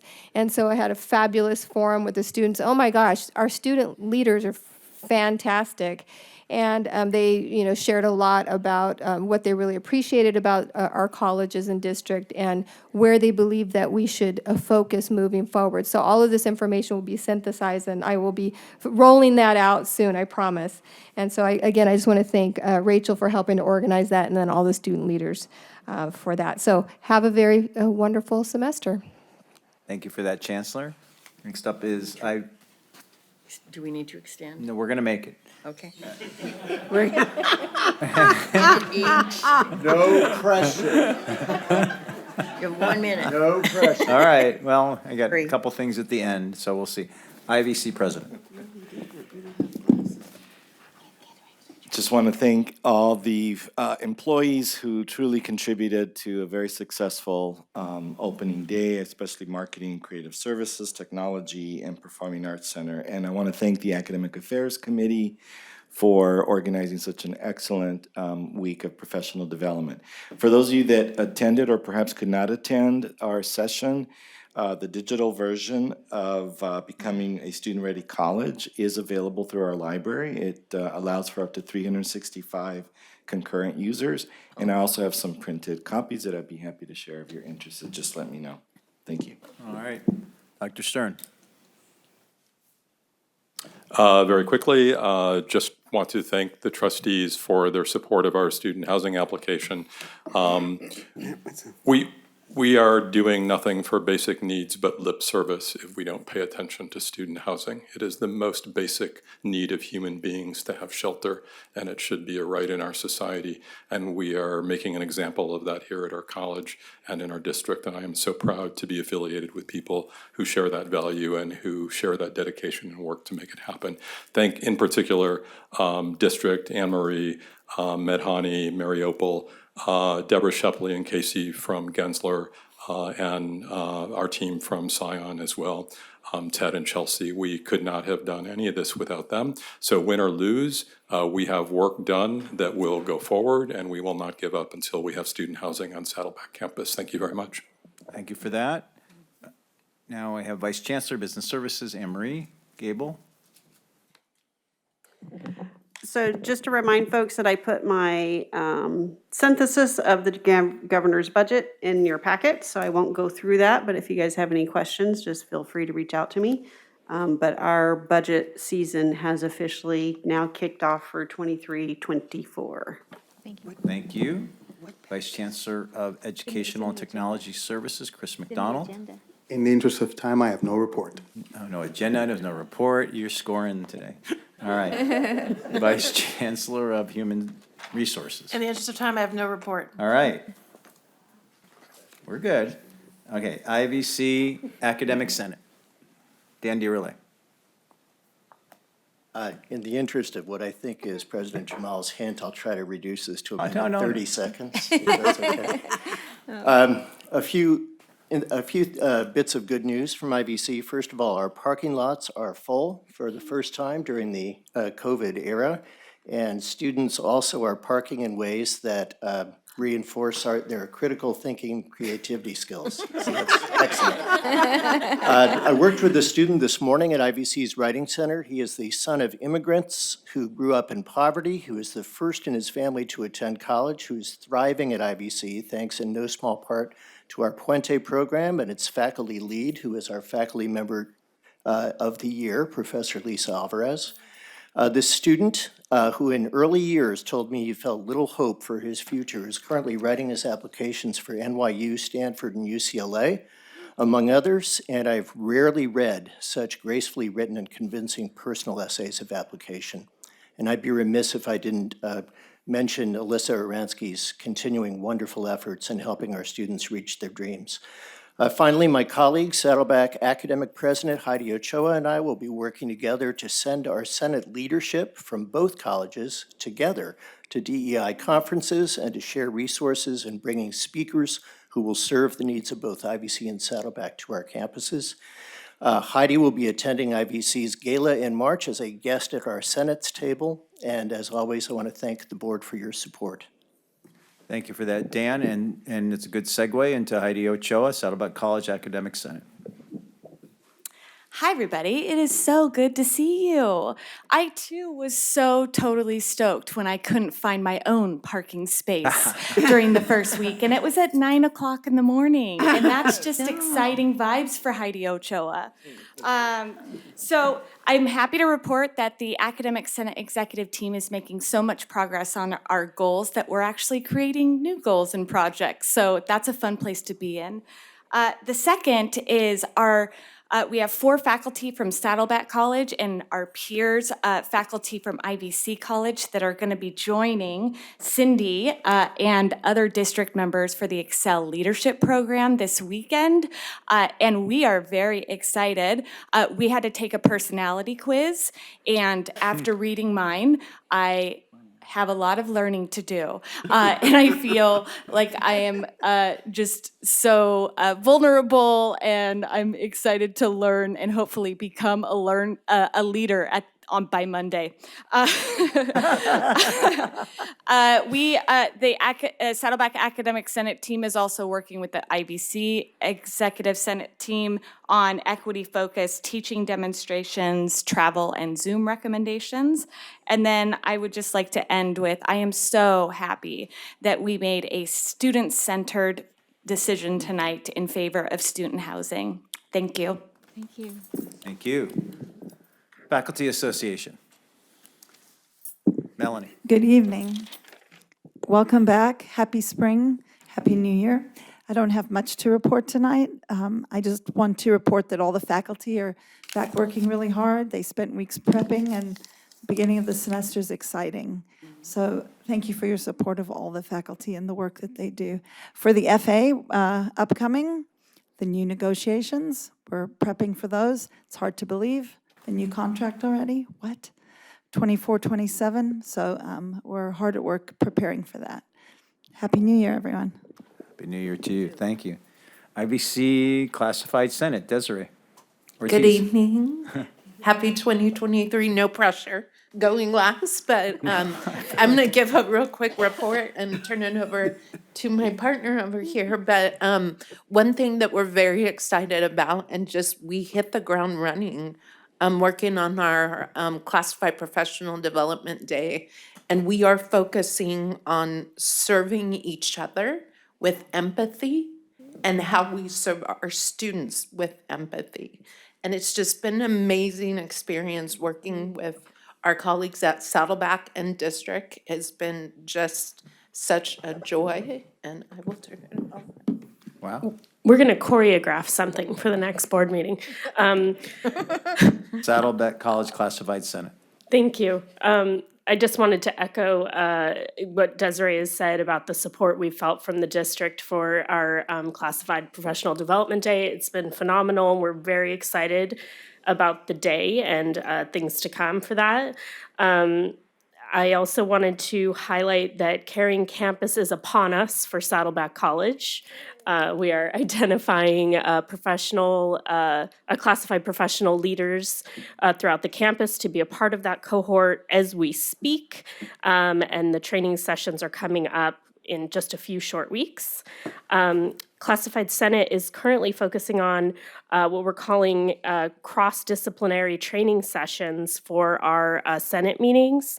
We're going to hear from folks from Basic Needs, EOPS, the CERT team, the Puente program, student discipline. We're very excited to be gathering these things for classified professionals and cross-utilized training. Excited for the Excel Academy with Heidi and everyone else that is going to be joining for that. And also a huge thank you for your vote of support in favor of student housing. I know so many folks on Senate have said that it will have such a positive impact for the work they do here for student success. Thank you. Thank you for that. And CSEA, Scott Green. Thank you. Just wanted to thank the board for their support in student housing for our students. It also will include our bargaining unit members, the classified staff, that will also be part of this expansion. The board has been very, very supportive, the chancellor very supportive of the expansion, seeing the growth in our district, and we really appreciate that. We are very excited about Classified Day. CSEA is going to be very much a part of it, and we're looking forward to that.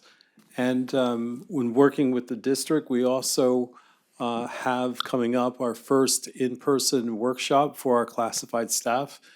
And our presenter is going to regard the subject of empathy conflict resolution. So we're really looking forward to that. That will take place on Tuesday, April 4th. And we want to thank Dr. Viscachil and Director Kim Wittes for helping us secure that. And so we really appreciate everything that we have actually received as classified staff, and we appreciate the Board of Trustees' support.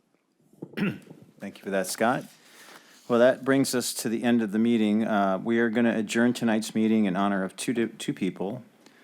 First, IVC employee Patsy Emmert, who passed away on Tuesday, December 27, 2022. Beginning in the 1980s, Patsy organized and ran IVC's Word Processing Center and later became the college trainer and coach to assist members of the entire college in transitioning to electronic documents and processes. Patsy was admired by her colleagues for her volunteerism, including helping the foundation launch Pro IVC and the retiree reunion, as well as her tremendous support for the early growth of the college. She is also fondly remembered for her enthusiastic energy and love of travel and bridge. On behalf of the Board of Trustees, we extend our deepest condolences to Patsy's family, friends, and former colleagues. This evening, we will also honor Dane Bullock, husband of former Chancellor Dixie Bullock.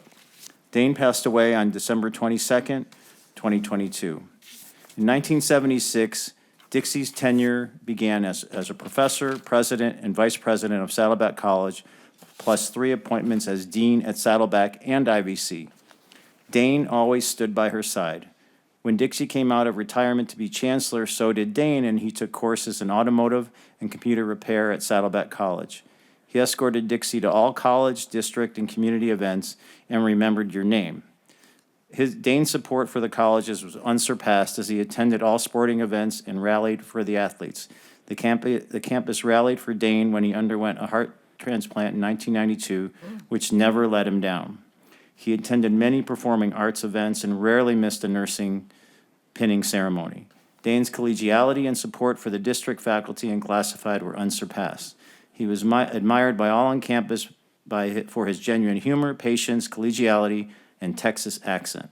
By the 2000s, many thought he was an employee of the college. He will be fondly remembered for his love and unsurpassed enthusiasm for Saddleback College. His funeral will be this Wednesday, January 25th, 1 p.m. at St. Andrews by the Sea Methodist Church in San Clemente. We adjourn this meeting tonight in honor of these two people. Thank you.